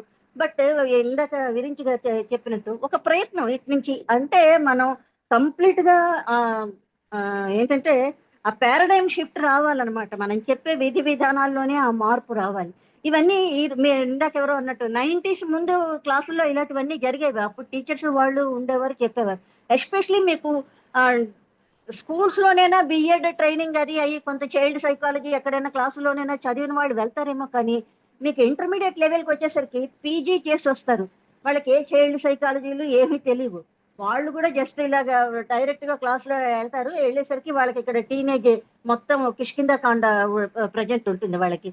సో అలాంటప్పుడు ఏంటంటే ఇటు టీచర్ కి మెచ్యూరిటీ లేదు, అటు స్టూడెంట్ చాలా రెస్ట్లెస్ కండిషన్ లో ఉంటాడు. కాబట్టి చాలా కష్టం అక్కడ ఒక ఏంటంటే అండర్స్టాండింగ్ అనేది తీసుకురావడం చాలా కష్టం. కాబట్టి వాళ్ళకి చాలా కౌన్సిలింగ్ చేయాలి. అందుకనే ఇంటర్మీడియట్ స్టేజ్ లో నేను ప్రాక్టికల్ గా చూశాను. ఈ ప్రైవేట్ వీటిని ఏమంటారు, చైతన్య నారాయణ ఒక కుర్రాడు అండి రికార్డు, పాపం వాడేదో తేలేదు, వాడు వాడిని పట్టుకొని కాళ్ళతో కొట్టేశాడు ఆయన, ఆ లెక్చరర్ కాళ్ళతో అనమాట తనేసి చేసి. తీరా ప్రాబ్లం ఏంటి, ఆ అబ్బాయికి వాళ్ళ mother the previous day she wasn't well and he admitted her in hospital. He couldn't record that experiment and he didn't bring it. నేను పిలిచి అడిగాను, ఆ రోజు that day I was the examiner there అనమాట వాళ్ళ కాలేజీలో ఉన్నప్పుడు. నేను తర్వాత వాడిని పిలిచి అడిగాను, ఏమైంది సమస్య ఏంటి అంటే వాడు చెప్పాడు. ఇలాంటివి వాళ్ళకి ఇళ్లలో ఎన్నో ఉంటాయి. అయితే నేను ఈ లెక్చరర్ని కూడా తప్పు పట్టలేను, ఎందుకంటే అతనికి ఏమీ తెలియదు. అతను చెయ్యకపోతే ఆ మేనేజ్మెంట్ ఏదో అనేస్తుంది కాబట్టి, ఏదో జీతానికి అతను పని చేస్తున్నాడు, అతని మీద ఉన్న ప్రెషరు, దానివల్ల అతను అలా బిహేవ్ చేశాడు. సో ఇక్కడ ఏంటంటే ఎలా ట్యాకిల్ చేయాలి అని ఆ మేనేజ్మెంట్స్కి చెప్పాలి, ఆ టీచర్స్కి చెప్పాలి, ఆ స్టూడెంట్స్కి చెప్పాలి. ఎస్పెషలీ ఇంటర్మీడియట్ క్లాసెస్లో చాలా చేయాలి, చాలా చేయవలసింది ఉంది. అది ఎలా చేస్తారనేది మరి మళ్ళా పునరాలోచించుకోవాలి. ఇప్పుడే అన్ని ఒక్కసారి చెప్పలేం కానీ, లేదండి. because Yeah, the teacher is not trained, teacher doesn't have any idea of the student psyche, and student is in teenage condition. ఆ టైంలో ఉండే పిల్లల మెంటల్ కండిషన్ ఎలా ఉంటుందో అందరికీ తెలుసు. కాబట్టి డాక్టర్స్, ఆయన గురించి గారు, ఇంకా కొందరు డాక్టర్స్ ఉన్నారు, వాళ్ళందరూ బాగా చెప్పగలుగుతారు ఈ విషయం గురించి నాకంట. లేదు మేడం, మీరు అనేది 100% కరెక్ట్. ఇప్పుడు ఏంటంటే ఇందాక నేను అదే చెప్తున్నా, it is a high time యాక్చువల్గా. మీరు అనేది వాస్తవము. ఇప్పుడు పిల్లలకి వెళ్ళి ఎవరు చెప్తున్నారండి అసలు? ఎందుకు ఇప్పుడు ఇప్పుడు టీచర్స్, లెక్చరర్స్ వీళ్ళు మాత్రమే కాదండి, టోటల్గా overall society is insensitive to this problem. మీరు ఇప్పుడు చూడండి, 14,000 మంది చనిపోయారు అని న్యూస్ వచ్చినా కూడా ఎవరు, మీరు సోషల్ మీడియాలో కూడా ఎవరు దాని గురించి మాట్లాడిన వాళ్ళు కనపడరు. వాళ్ళకి సినిమాలు మీద రాజేంద్ర ప్రసాద్ ఏమన్నాడు దాని మీద పోస్టులు పెడతారు తప్పిస్తే, ఇంత పెద్ద పిల్లలు చనిపోయిన దాని విషయం కూడా ఎవరు మాట్లాడలేని ఒక స్టేజ్లోకి వెళ్ళిపోయినప్పుడు మీరు ఎలా చేంజ్ వస్తుంది? కాబట్టి దిస్ ఈజ్ యాక్చువల్ టైం. ఇప్పుడు సమాజాన్ని మొత్తాన్ని సెన్సిటైజ్ చేయాలి. ఇది చాలా తీవ్రమైన సమస్య. ఇంతమంది చనిపోతున్నారు పిల్లలు, అవంశం తెలియని పిల్లలు చనిపోతున్నారు. పిచ్చి మార్క్స్ రాలేదనే ఒక పిచ్చిలో వాళ్ళు ఆత్మహత్యలు చేసుకోవడం అంటే అసలు ఎంత పెద్ద దారుణమైన విషయం ఇది. Because they can do wonderful, వాళ్ళు చాలా గొప్ప గొప్ప విజయాలు సాధించగలిగే పిల్లలు వీళ్ళందరూ కూడా. జస్ట్ ఒక చిన్న మిస్కాన్సెప్షన్ తోటి వాళ్ళు చనిపోతున్నారు ఈరోజు. సో ఇది చాలా హై టైం. కాబట్టి ప్రతి ఒక్కళ్ళు ఈవెన్ అది చూసిన తర్వాత నేను ఒక పెద్ద వ్యాసం రాశాను, అసలు ఆత్మహత్యలు ఎందుకు చేసుకుంటున్నారు అనేది. డుర్కిన్ అనే అతను సోషియాలజిస్టు 1859లో రాశాడు ఆయన పుస్తకం, సూసైడ్ అనే ఒక పుస్తకం రాశాడు 1859లో అండి. ఈ రోజుటికి కూడా రిలవెంట్ అది. ఈ రోజుటికి కూడా ఆయన చేసినటువంటి సర్వే కానీ ఎందుకు మనకు అలాంటి వాళ్ళు లేరు, ఎందుకు మనం ఇంత ఇన్సెన్సిటివ్గా ఉన్నాం, అక్కడ వచ్చినటువంటి పేపర్లలో వచ్చినటువంటి విషయాలు చూసి ఆయన ఎందుకు ఇట్లా ఉంది ఈ సొసైటీ అని చెప్పి ఆయన ఒక పుస్తకం రాశాడు. ఈ రోజు కూడా మన మొత్తం సూసైడ్స్ గురించిన అవగాహన డుర్కిమ్ చేసినటువంటి గొప్ప పని వల్లనే ఈ రోజు మనం దాన్ని అర్థం చేసుకోగలుగుతున్నాం. దాన్ని మొత్తం వివరిస్తూ నేను ఒక నవ తెలంగాణకు ఒక వ్యాసం రాస్తే, యూ డోంట్ బిలీవ్, అసలు ఎవరు దాని గురించి మాట్లాడలేదు. ఆ వ్యాసం గురించి అసలు ఎవరు చదివారు కూడా నాకు తెలియదు. ఎందుకు చదవరు అంటే అసలు వాళ్ళకి ఇష్యూనే కాదండి. వాళ్ళు చనిపోవడం అనేది ఒక ఇష్యూ కానప్పుడు ఎవరు చదవరు. అదే రోజు ఏదో జరిగిందండి, చాలా చిన్న విషయం, ఏదో ఏదో సినిమాకి సంబంధించిన బాలకృష్ణ సినిమా ఏదో రిలీజ్ అయింది ఐ థింక్. ఆ వ్యాసం వచ్చిన రోజు everybody started talking about Balakrishna film, but none talked about ఇంత పెద్ద సమస్య గురించి. నేను చాలా అంటే నేనేదో గొప్ప పని చేశాను చదవలేదని నేను బాధపడట్లేదు, బట్ నన్ను నేను రిఫ్లెక్ట్ చేసుకుంటే, అరే వై వీఆర్ లైక్ దిస్, ఎందుకు మన సమాజం దీన్ని యాక్సెప్ట్ చేయట్లేదు, ఇంత పెద్ద మిషాప్ని మనం ఎందుకు పట్టించుకోవట్లేదు అని అనిపించినప్పుడు అప్పుడే నాకు ఐడియా వచ్చింది, something we have to do. అంటే మనం స్కూల్స్ వెళ్ళాలి. మీరు సొసైటీలో పక్కింటి వాళ్ళతోనే ఎదురింటి వాళ్ళతో మాట్లాడలేదు కదా జనాలు, టీవీ దగ్గరే కూర్చున్నారు, ఫోన్ ముందు కూర్చుంటున్నారు. సో బాలకృష్ణ గురించి మాట్లాడుకుంటారు కానీ సీరియస్ ప్రాబ్లమ్స్ ఎందుకు మాట్లాడతారు? ఎగ్జాక్ట్లీ అండి, ట్రూలీ. సో ఆ కైండ్ ఆఫ్ అంటే మనం అల్టిమేట్లీ ఫిలిమ్స్ చుట్టూ లేకపోతే సొసైటీకి మనకేం సంబంధం లేదు, ఎంటర్టైన్మెంట్ చుట్టూ జీవితం అయిపోయింది. ఒకసారి జిడ్డు కృష్ణమూర్తి గారిని ఒక ప్రశ్న అడుగుతారు. జిడ్డు కృష్ణమూర్తి గారిని ఒక ప్రశ్న అడిగారు, సార్ మీరు ఎలా ఉంటుంది భవిష్యత్ అని ఊహిస్తున్నారు అని అంటే, ఆయన అంటాడు, ఏం లేదు, మొత్తము భవిష్యత్ అంతా కూడా ఎంటర్టైన్మెంట్ చుట్టూ తిరుగుతుంది అని ఆయన ఎప్పుడో 90s లో చెప్పాడు. అంటే మొత్తం ఈ ఎంటర్టైన్మెంట్ చుట్టూ పెద్ద పెద్ద ఇండస్ట్రీలు తెలుస్తాయని చెప్పాడు. So that's what is happening today. Total entertainment చుట్టూనే ఒక ఇండస్ట్రీ, అన్ని రకాల మీరు ఏదైనా తీసుకోండి, it is total entertainment. Last politics కూడా ఎంటర్టైన్మెంట్గా ఉండాలి మీకు. If your politics are not entertaining, you feel bored. So which is a serious ఇష్యూని everything we want to see like an entertainment. ఒక క్లాస్ వినాలంటే ఎంటర్టైన్మెంట్ ఉండాలి అంటారు. సో ఎంటర్టైన్మెంట్ లేకపోతే it is boring. So why this boring ఎందుకు వస్తుంది వాళ్ళకి? So that is a problem. అందుకనే we have to Savitri Ramanarao garu చెప్పినట్టు ప్రతి ఒక్కళ్ళం వెళ్ళాలి. మనం పని కట్టుకొని ఒక స్కూల్కి వెళ్ళి కనీసం మనం మాట్లాడడానికి ఒక స్పేస్ ఏర్పాటు చేసుకోగలిగితే అట్లీస్ట్, అంటే ఇప్పుడు ఏదైనా ఒక అత్యవసర పరిస్థితి అని ఉంటుంది కదా, ఒక అత్యవసర పరిస్థితి వచ్చి ఇప్పుడు కరోనా లాంటి ఒక అత్యవసర పరిస్థితి వచ్చినప్పుడు డాక్టర్లు అందరూ రెడీ అయ్యి కూర్చోవాలి. మేము ట్రీట్ చేస్తామని. మేము దానికి సిద్ధంగా లేము అని అంటే చాలా మంది చనిపోతారు. ఇన్ ద సేమ్ వే ఇప్పుడు ఇంతమంది పిల్లలు చనిపోతుంటే సివిల్ సొసైటీగా చదువుకున్న వాళ్ళుగా మనం అందరం సిద్ధంగా ఉండాలి. వెళ్ళి చెప్దాము అనే కాన్సెప్ట్ గానే డెవలప్ చేసుకుంటే maybe hitting a wonderful thing. యాక్చువల్గా మనం చాలా మంది లైఫ్స్ ని కూడా సేవ్ చేస్తామేమో తెలియదు. Sir reason sorry actually first thanks to Satya sir గురించి సార్. ఇది ఇప్పుడు ఈ సమయంలో కావాల్సిన అవసరమైన డిస్కషన్ అండ్ మీ ఇనిషియేటివ్ కూడా చాలా బాగుంది సార్. హెల్ప్ లైన్ నెంబర్ గురించి అది కంపల్సరీ అందరికీ మనం అది చాలా ఎక్కువ మందికి షేర్ అయ్యేలాగా మనం అది షేర్ చేయాలి. అండ్ ఈ షేర్ చేసే ముందు నేను ఏం చేయాలనుకుంటున్నానంటే, ముందు నా పిల్లలకి వర్ణిక అండ్ ఇంద్రాకి మామూలుగా ఇలాంటి హెల్ప్ లైన్స్ కానీ ఇవన్నీ పిల్లలు వాళ్ళకి కాంటాక్ట్ అవుతున్నారంటే ఇంట్లో పేరెంట్స్ షేమ్గా ఫీల్ అవుతారు. మాకు చెప్పొచ్చు కదా, మాకు చెప్పకుండా వాళ్ళకి కాల్ చేయడం ఏంటని. ఇప్పుడు వెళ్ళినా కూడా వాళ్ళ పిల్లలకి ఇవ్వరు, మా పిల్లలు మాతోనే చెప్తారు కదా అని. కానీ అలా అన్ని పిల్లలు షేర్ చేసుకోలేరు. ఈ హెల్ప్ లైన్స్ అవసరం అనేది చాలా ఉంటుంది. ముందు నేను సత్య గారి నెంబరు, విరించి గారి నెంబరు, హెల్ప్ లైన్ నెంబర్ ఉంటే అది ముందు వర్ణికాకి ఇందిరాకి ఇస్తాను. వాళ్ళ రూమ్లో నేను స్టిక్ చేసి పెడతాను. మీరు నాతో ఏదైనా షేర్ చేసుకోలేనిది ఉంటే మీరు ఈ నెంబర్స్కి కాల్ చేయొచ్చు. ఎనీ టైం మీరు షేర్ చేసుకోవచ్చు. అలాగే నా మీద, మీ డాడీ మీద, లేదా మీ టీచర్స్ మీద కంప్లైంట్స్ ఉన్నా కూడా మీరు హ్యాపీగా వాళ్ళతో చెప్పొచ్చు, ఏం భయపడకుండా అని చెప్పి నేను ముందు నా పిల్లలకి చెప్పి అప్పుడు ఈ విషయం నేను అందరికీ షేర్ చేస్తాను. Thank you sir. ఇవన్నీ నేను ఒక టీచర్గా ఇవన్నీ చూస్తూ ఉంటాను, నేను కూడా మాట్లాడుతూ ఉంటాను కాబట్టి నాకు ఇంట్రెస్ట్ అనిపించి ఒక 4 మాటలు మాట్లాడదామని జాయిన్ అయ్యాను. అయితే ఇప్పుడు మనం ఆలోచించాల్సింది ఏంటి అంటే, సూసైడ్స్ చేసుకుంటున్నారంటే పిల్లలకి మానసిక ఒత్తిడి ఓన్లీ వాళ్ళ మైండ్లో ఒక చదువు తప్పించి వేరే ఏమీ ఉండట్లేదు. ప్రజెంట్ విద్యా వ్యవస్థ అంతా అలానే ఉంది. వాళ్ళకి ఆటలు లేవు, దానికి వాళ్ళకి మానసికంగా ఏదైనా ఆనందాన్ని కలిగించే ప్రోగ్రామ్స్ కానీ ఎస్సీపీడబ్ల్యూ అని లేకపోతే క్రాఫ్ట్ పీరియడ్స్ అని ఇవన్నీ మనకుండే అప్పట్లో. అవన్నీ ఏమీ లేవు పిల్లలకి. ఓన్లీ జస్ట్ ఆ లెసన్స్ మాత్రమే చెప్తారు. ఆ లెసన్స్ సంబంధించిన నాలెడ్జ్ మాత్రమే వాళ్ళ మైండ్లో ఉంటుంది. ఎందుకంటే ర్యాంకుల కోసం పేరెంట్స్ కూడా పిల్లల మీద ఒత్తిడి తీసుకురావటం, కేవలం ర్యాంకులు మాత్రమే వాళ్ళు పరిమితం చేస్తారు పిల్లల్ని. అసలు పిల్లలు చేయాల్సింది ఏంటి, వాళ్ళ ఆటలు వాళ్ళకుంటాయి, వాళ్ళ ఆలోచనలు వాళ్ళకుంటాయి. అవన్నీ వాటికి ఎక్కడ కూడా వాళ్ళకి టైం ఇవ్వట్లేదు, పేరెంట్స్ ఇవ్వట్లేదు. స్కూల్ యాజమాన్యం కానివ్వండి, టీచర్స్ అంటే టీచర్స్ మీద ఎలాగో యాజమాన్యం రుద్దుతుంది ర్యాంక్స్ రావాలని. ఆ విధంగా వెళ్ళిపోతున్నారు తప్పించి ప్రైవేట్ స్కూల్స్ ఒకటి ఎక్కువైపోయి ఎవరికి వాళ్ళు కాంపిటీషన్ పెరిగిపోయి మా స్కూల్కి ఇన్ని ర్యాంకులు రావాలి, ఇవి రావాలి. టీచర్స్ మీద కూడా రుద్దుతారు. ఏమనంటే, నువ్వు ఈ సంవత్సరం ఎక్కువ ర్యాంక్స్ నువ్వు తీసుకురావాలి. ఇది నేను అనుభవించాను కాబట్టి చెప్తున్నాను, స్వయంగా చెప్తారు. ఒకవేళ వాళ్ళు తీసుకురాకపోతే వాళ్ళని అందులో స్కూల్లోంచి తీసేయడానికి కూడా వెనకాడరు అనమాట యాజమాన్యం. అలా ఉన్నారు. అంటే ప్రభుత్వ ఉద్యోగాలని తగ్గించేసి ప్రభుత్వ స్కూల్స్ని కూడా తగ్గించేసి ఇప్పుడు డిఎస్సి తీస్తున్నారు. ఆంధ్రాలో ఒక చిన్నది నేను ఒకటి చెప్తాను.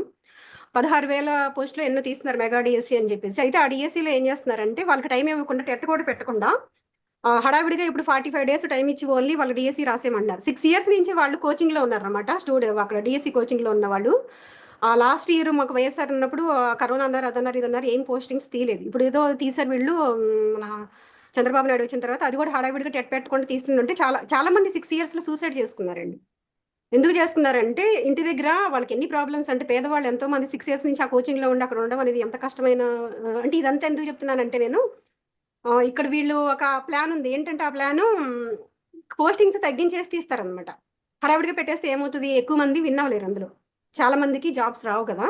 అప్పుడు ఏం చేస్తారు, వీళ్ళందరినీ కూడా ప్రైవేట్ వైపుకి మళ్ళించేస్తారు మిగతా వాళ్ళందరికీ. మరి ఈ 6 సంవత్సరాలు కష్టపడి వాళ్ళు చేసినంత ఎన్ని అంటే చాలా వీటి వెనకాల రాజకీయాలు చాలా ఉన్నాయి అనమాట. ప్రైవేటు సంస్థలు ఎక్కువగా పుట్టలుగా పుట్టుకురావడానికి కారణం కూడా ఇవన్నీ. గవర్నమెంట్ చేతిలో కూడా చాలా ఉంది. ఇవన్నీ మాట్లాడాల్సిన అవసరం ఉందా, పిల్లల మీద ప్రెజర్ పెట్టడానికి కానివ్వండి. ఇవన్నీ కూడా ఒక వినిమయ వ్యవస్థ అనేది ఏదైతే ఉందో అది మన ఇళ్లలో కూడా ప్రవేశించింది, పెట్టుబడిదారి వ్యవస్థ. ఇవన్నీ పిల్లవాడిని ఒక పెట్టుబడి పెట్టే వస్తువుగానే చూస్తున్నారని నేనైతే అనుకుంటున్నా పేరెంట్స్. ఎందుకంటే వాడు చదువు అంటే ఎంతసేపు వాడు చదువు తప్ప వాడికి ఇంకేం ఉండదు. వాడికి ఏ వ్యాపకం ఉండదు. మనిషి అలాగా ఒకే దాని మీద కాన్సన్ట్రేషన్ చేసి ఒక 24 అవర్స్ ఒకే దాని మీద ఎవరైనా ఉండగలుగుతారు అసలు? వాళ్ళ పిల్లల్ని అలాగా రుద్దుతున్నారు. వాళ్ళ మైండ్ ఎంత ఉంటుంది, ఎంత ప్రెజర్ గురవుతుంది. మొన్న ఈ మధ్యన మన ఎవరు తులసి చంద్ గారు ఒక వీడియో చేశారు. దానిలో ఏంటంటే చేసుకుని కనీసం పేరెంట్స్ తో కూడా మాట్లాడివ్వట్లేదంట వాళ్ళని. వాళ్ళు ఏడుస్తున్నారు, పిల్లలు మమ్మల్ని తీసుకెళ్ళిపోండి, మాకు ఉండడం ఇష్టం లేదు, ఇక్కడ మేము వచ్చేస్తామని చెప్పేసి హాస్టల్స్లో పిల్లలు. అంటే విద్య అంటే ఏంటి, పిల్లలకు ఆడుతూ పాడుతూ ఒక సహజ ధోరణిలో నేర్పించాల్సిన విద్యని ఒక రకమైన బలవంతాన్ని రుద్ది వాళ్ళ మీద చదివిస్తున్నారు. అంత ప్రెజర్ పెట్టి చదివిస్తున్నారు పిల్లలు. ఎంత క్రూరమైన సమాజం ఇది, ఎంత క్రూరమైన విద్యా వ్యవస్థ ఇది. ఇది ప్రశ్నించకుండా ఇలాగే ఉంటే గనక కనీసం కొంతమంది అయినా ప్రశ్నించాల్సిన అవసరం ఉందనుకుంటున్నాను నేనైతే. ఇది ఇలాగే కొనసాగుతుందండి. ప్రభుత్వాలు నిలదీయాలి. పేరెంట్స్ అందరూ కూడాను పిల్లలు అంతమంది చనిపోతుంటుంటే వాళ్ళు ఎందుకు ఆ స్కూల్స్‌ని ఎందుకు వాళ్ళు తీసేయట్లేదు? దాని మీద ప్రభుత్వాలు ఎందుకు ఒత్తిడి తీసుకురావట్లేదు? ఆ స్కూల్‌లో చదివించే పేరెంట్స్ అందరూ కూడా ఒక పిల్లవాడు చనిపోతే మిగతా పేరెంట్స్ ఎందుకు కూడా మమేకం అవ్వట్లేదు అనంటే వాళ్ళ మైండ్‌లో ఏమని కూరుస్తున్నారంటే, మీ పిల్లవాడు ఇక్కడ చదివితే వీడికి ఐఐటీలో సీట్ వస్తది. నీకు ఇక్కడ ఇదొస్తది. ఇది ఇంజినీరింగ్ చదువుకుంటాడు. మీరు డాక్టర్ అయిపోతాడు. ఇలాగ వాళ్ళు మభ్యపెడుతున్నారు ఫీజులతోటి. ఇంటర్మీడియేట్‌కి ఫీజ్ ఎంతో తెలుసండి ఫస్ట్ ఇయర్‌కి 1,00,000 చైతన్యలో. మా పక్కన ఒక పాప మొన్న 96% 10th క్లాస్‌లో వచ్చింది. పేద పిల్లనమాట ఆ పాప. పాపకి తండ్రి లేడు. ఆ అమ్మాయి పాపం పూర్ అనమాట. ఎలా చదివించుకుంటది తను అసలు నేను ట్రిపుల్ ఐటీలో ఏదైనా సీట్ వస్తే జాయిన్ చేయండి. లేదంటే గవర్నమెంట్ కాలేజ్ జాయిన్ చేసేయండి అమ్మా అని చెప్పాను నేను. అలాంటి వాళ్ళు ఎలా చదివించుకుంటారండి? 1,00,000, 2,00,000 అంటే ఫీజెస్ వీటి కంట్రోలింగ్ అనేది లేదనమాట. అంటే ఇదంతా ఎవరి చేతిలో ఉంటది? గవర్నమెంట్ చేతిలోనే ఖచ్చితంగా ఉంటది. కీలకం అంతా కూడా మెయిన్ కీ అంతా కూడా గవర్నమెంట్ చేతిలోనే ఉంటదనమాట. ఎందుకంటే వీళ్ళు లంచాలు ఇచ్చి వీళ్ళని మెయింటెనెన్స్ చేస్తా ఉంటారు. ఇవి చాలా అంటే చాలా ఇది చిన్న విషయం కాదండి. చాలా పెద్ద విషయం ఇది. చాలా అంటే చాలా మాట్లాడుకోవాల్సిన విషయం ఇది. నాకంతే ఇవన్నీ చూస్తున్నప్పుడు ఒక టీచర్‌గా చాలా బాధపడుతుంటా నేను. చాలా అంటే చాలా ఏం చేయాలో తెలీదు. అందరిలో మార్పయితే రావాలండి. ఇది పేరెంట్స్‌లో రావాలి. టీచర్స్ గూడా ప్రశ్నించాలక్కడ.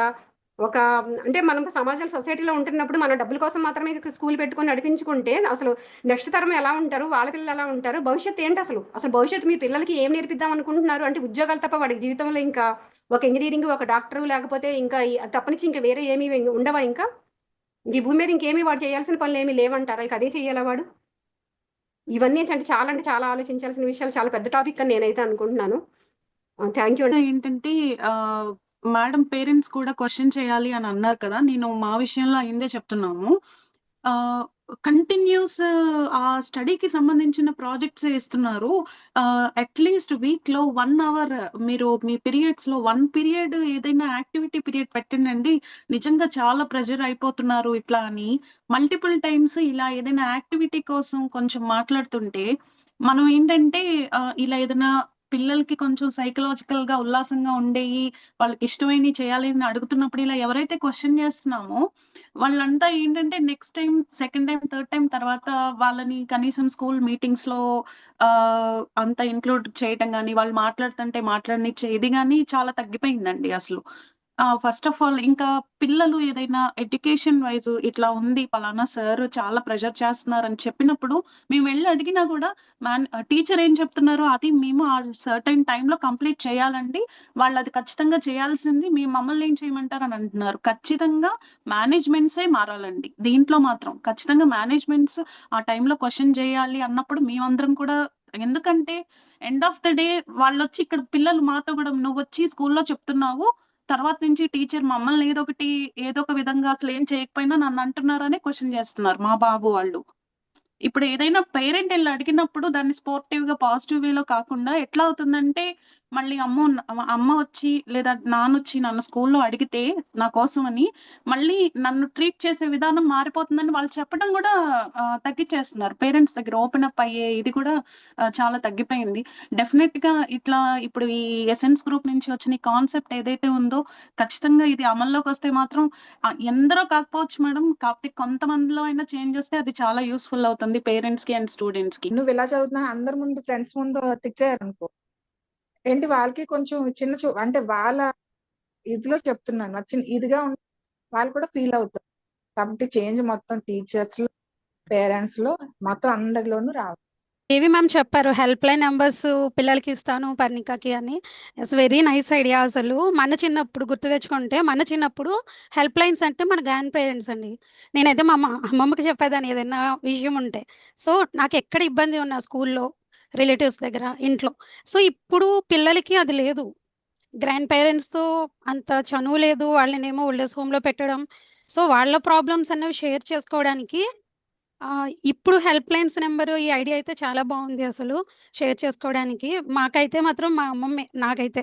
సో ఏ ప్రాబ్లమ్ ఉన్నా ఒకవేళ ఎటువంటి పర్సనల్ ఇష్యూస్ ఏమైనా సరే అమ్మ. అలాంటి కమ్యూనికేషన్ కూడా ఇప్పుడు లేదండి. ఇంట్లో పిల్లలకి, పెద్దలకి లేదు. Work, work, work, work busy. లేదా రిజల్ట్స్ వచ్చిన తర్వాత కంపేర్ చేయడం, ఇన్సల్ట్ చేయడం. వాళ్ళ హార్ట్ బ్లాక్ బోర్డ్ అండి. మనం ఏది చెప్తే అదే నోట్ అవుతుంది అని ఎవ్వరి నోట్ చేసుకోరు. అండ్ ఇంకొకటి వైష్ణశ్రీ మ్యామ్ చెప్పారు డీఎస్సీ గురించి. నిజంగా మీరు చెప్పింది ట్రూ మ్యామ్. నేను కూడా డీఎస్సీ యాస్పిరెంట్‌నే. అసలు ఎంతలా అంటే స్కూల్స్‌లోనేమో డిగ్రీ, ఇంటర్ చేసిన వాళ్ళని తీసుకుంటారు. అయితే క్యాస్ట్ ఫీలింగ్ లేదా ఎవరైనా రిఫర్ చేయడం. అరే! వాళ్ళ దగ్గర కంటెంట్ ఉందా లేదా? హౌ టు టీచ్ అనేది వాళ్ళు చేయగలరా లేదా? అన్నది లేదు అసలు. ఒకవేళ బీఎడ్ చేసాం అని వెళ్ళినా తక్కువ సాలరీస్‌కి తీసుకోవడం. హెవీ వర్క్ అంటే టీచింగ్ కన్నా అన్నెసెసరీ వర్క్స్, టార్గెట్స్ టీచింగ్‌లో ఇంతమంది పిల్లల్ని చేర్చాలి. ఇలా తప్ప పిల్లల్ని కేర్ అన్నది లేదండి అసలు. కంపారిజన్ టూ మచ్ కంపారిజన్ అసలు. క్లాస్ రూమ్‌లోనే చెప్పేస్తారు. చూడు వాడు చూడు చక్కగా హోంవర్క్ రాసుకొచ్చాడే నీకేమైంది అంటారు. వీళ్ళింట్లో పరిస్థితి ఎలా ఉందో, పేరెంట్స్ చదువుకున్న వాళ్ళో కాదో ఇవేమీ అవసరం లేదు. ఎంత ఇబ్బంది పెడతారంటే క్లాస్ రూమ్‌లో నేను చూస్తున్నా మా అక్క వాళ్ళ పిల్లల్ని వచ్చి నేను అడుగుతాను అంటే, "వద్దు. నువ్వు రాకు పిన్ని." ఇంకింతే. భయపడిపోతారు. వచ్చి మేమేదన్నా చెప్దామన్నా, "వద్దు. లేదు నాన్న ఇప్పుడు అడిగితేనే నిన్నేమనరు. నువ్వు చేస్తావు మ్యాథ్స్ చేస్తావు. హిందీ రాదు ఓకే. బట్ నేను అన్ని సబ్జెక్ట్స్ నువ్వు చేయాలని లేదు కదా!" అంటే నేను ట్రైన్ అయ్యాను కాబట్టి వాడికి ఎలా టీచ్ చేయాలి అన్నది నాకొక ఐడియా ఉంది. బట్ అక్కడ టీచ్ చేసేవాళ్ళు జస్ట్ డిగ్రీ చేసిన వాళ్ళు, రికమెండేషన్ మీద వచ్చిన వాళ్ళు, లేదా వాళ్ళ కమ్యూనిటీకి సంబంధించిన వాళ్ళు, స్టాఫ్ వాళ్ళేనండి స్టాఫ్ అంతా. ఒకవేళ ఇంటర్వ్యూ జరిగి వెళ్ళినా సరే, ఏదో మొక్కుబడికి వాళ్ళ హైయెస్ట్ చెప్పుకోవడానికి ఇంటర్వ్యూస్ పెడతారు. అంతవరకే. బట్ పిల్లల మనసులో ఏముంది? వాళ్ళకి నిజంగా ఏమొచ్చు? వాళ్ళ టాలెంట్ ఏంటి అన్నది ఎవ్వరు కూడా కూర్చోబెట్టి మాట్లాడరు, అడగరు. అలా చేసిన రోజున నిజంగా ఈ కంపారిజన్ అనేది పోవాలి ఫస్ట్. ఆ తర్వాతేంటి ఏదన్నా తల్లిదండ్రుల సపోర్ట్ చాలా చాలా అవసరం. ఎందుకంటే ఇప్పుడు అమ్మమ్మలు, నానమ్మలు దగ్గర ఉండట్లేదు. తాతయ్యలకి దూరంగా ఉంటున్నారు. అది చాలా మిస్ అవుతున్నారు పిల్లలు. ఆ రోజు బాండింగ్స్‌లోనే మనం అలా అప్పుడు పెరిగాం గాబట్టే మనం ఇప్పుడు ఇలా ఉంటున్నాము అనిపిస్తది ఒక్కొక్కసారి. ఇప్పుడున్న పిల్లలకి అది లేదు. ఆ అవకాశం లేదు. సపోజ్ ఇప్పుడు నేను ఇంకొక ఎగ్జాంపుల్ చెప్తాను. ఎక్కువ టైం తీసుకోను. ఆహ్, అక్క వాళ్ళ పిల్లలు ఒకళ్ళు ఇక్కడుంటారు. ఒకరు మా అక్క దగ్గరుంటారు. ఇప్పుడు వాడు కంపేర్ ఏది ప్రాబ్లమ్ వచ్చినా పెద్ద బాబు అమ్మమ్మకి ఫోన్ చేసి చెప్తాడు. అది నాకు హ్యాపీగా అనిపిస్తది. వాళ్ళ మమ్మీకి, వాళ్ళ డాడీకి షేర్ చేసుకోవడానికి ఇబ్బంది పడతారు. వాళ్ళు వినరు ఫస్ట్. మా అక్క పని బానే, బావగారేమో వర్క్ టెన్షన్. వినరు. ఫోన్ చేసి మా అమ్మతో షేర్ చేసుకుంటాడు. అమ్మమ్మ ఇలా చేశాను, స్కూల్‌లో ఇలా జరిగింది అని. ఆ టైము, ఆ స్పేస్ వాళ్ళకివ్వాలి. అది ఇవ్వరు. ఒకవేళ చెప్పామనుకోండి ఏదైనా మిస్టేక్ ఉందని, అందరిలో పెట్టి అడిగేయడం. ఇలా ఎందుకు జరిగిందని కూర్చోబెట్టి మాట్లాడిన రోజున ఖచ్చితంగా ఈ సూసైడ్స్ అనేవి జరగవండి. నేనొకటి చూసాను మా ఫ్రెండ్ అది నాకు షివరొచ్చేసింది చెప్తుంటే. యాక్చువల్లీ టీయర్స్ వస్తున్నాయి. మిస్ అయ్యాను మా ఫ్రెండ్‌ని అలాగే. ఈ టెన్షన్ వల్ల ఇంటర్‌లో జరిగింది. సారీ.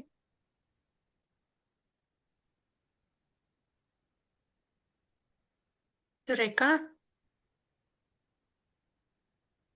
Calm down Surekha. చాలా బాగా మాట్లాడావు. Thank you for this opportunity sir. Virinchi sir. మీకు మేము చాలా పెద్ద ఫ్యాన్ అసలు. Thank you so much. Thank you Surekha.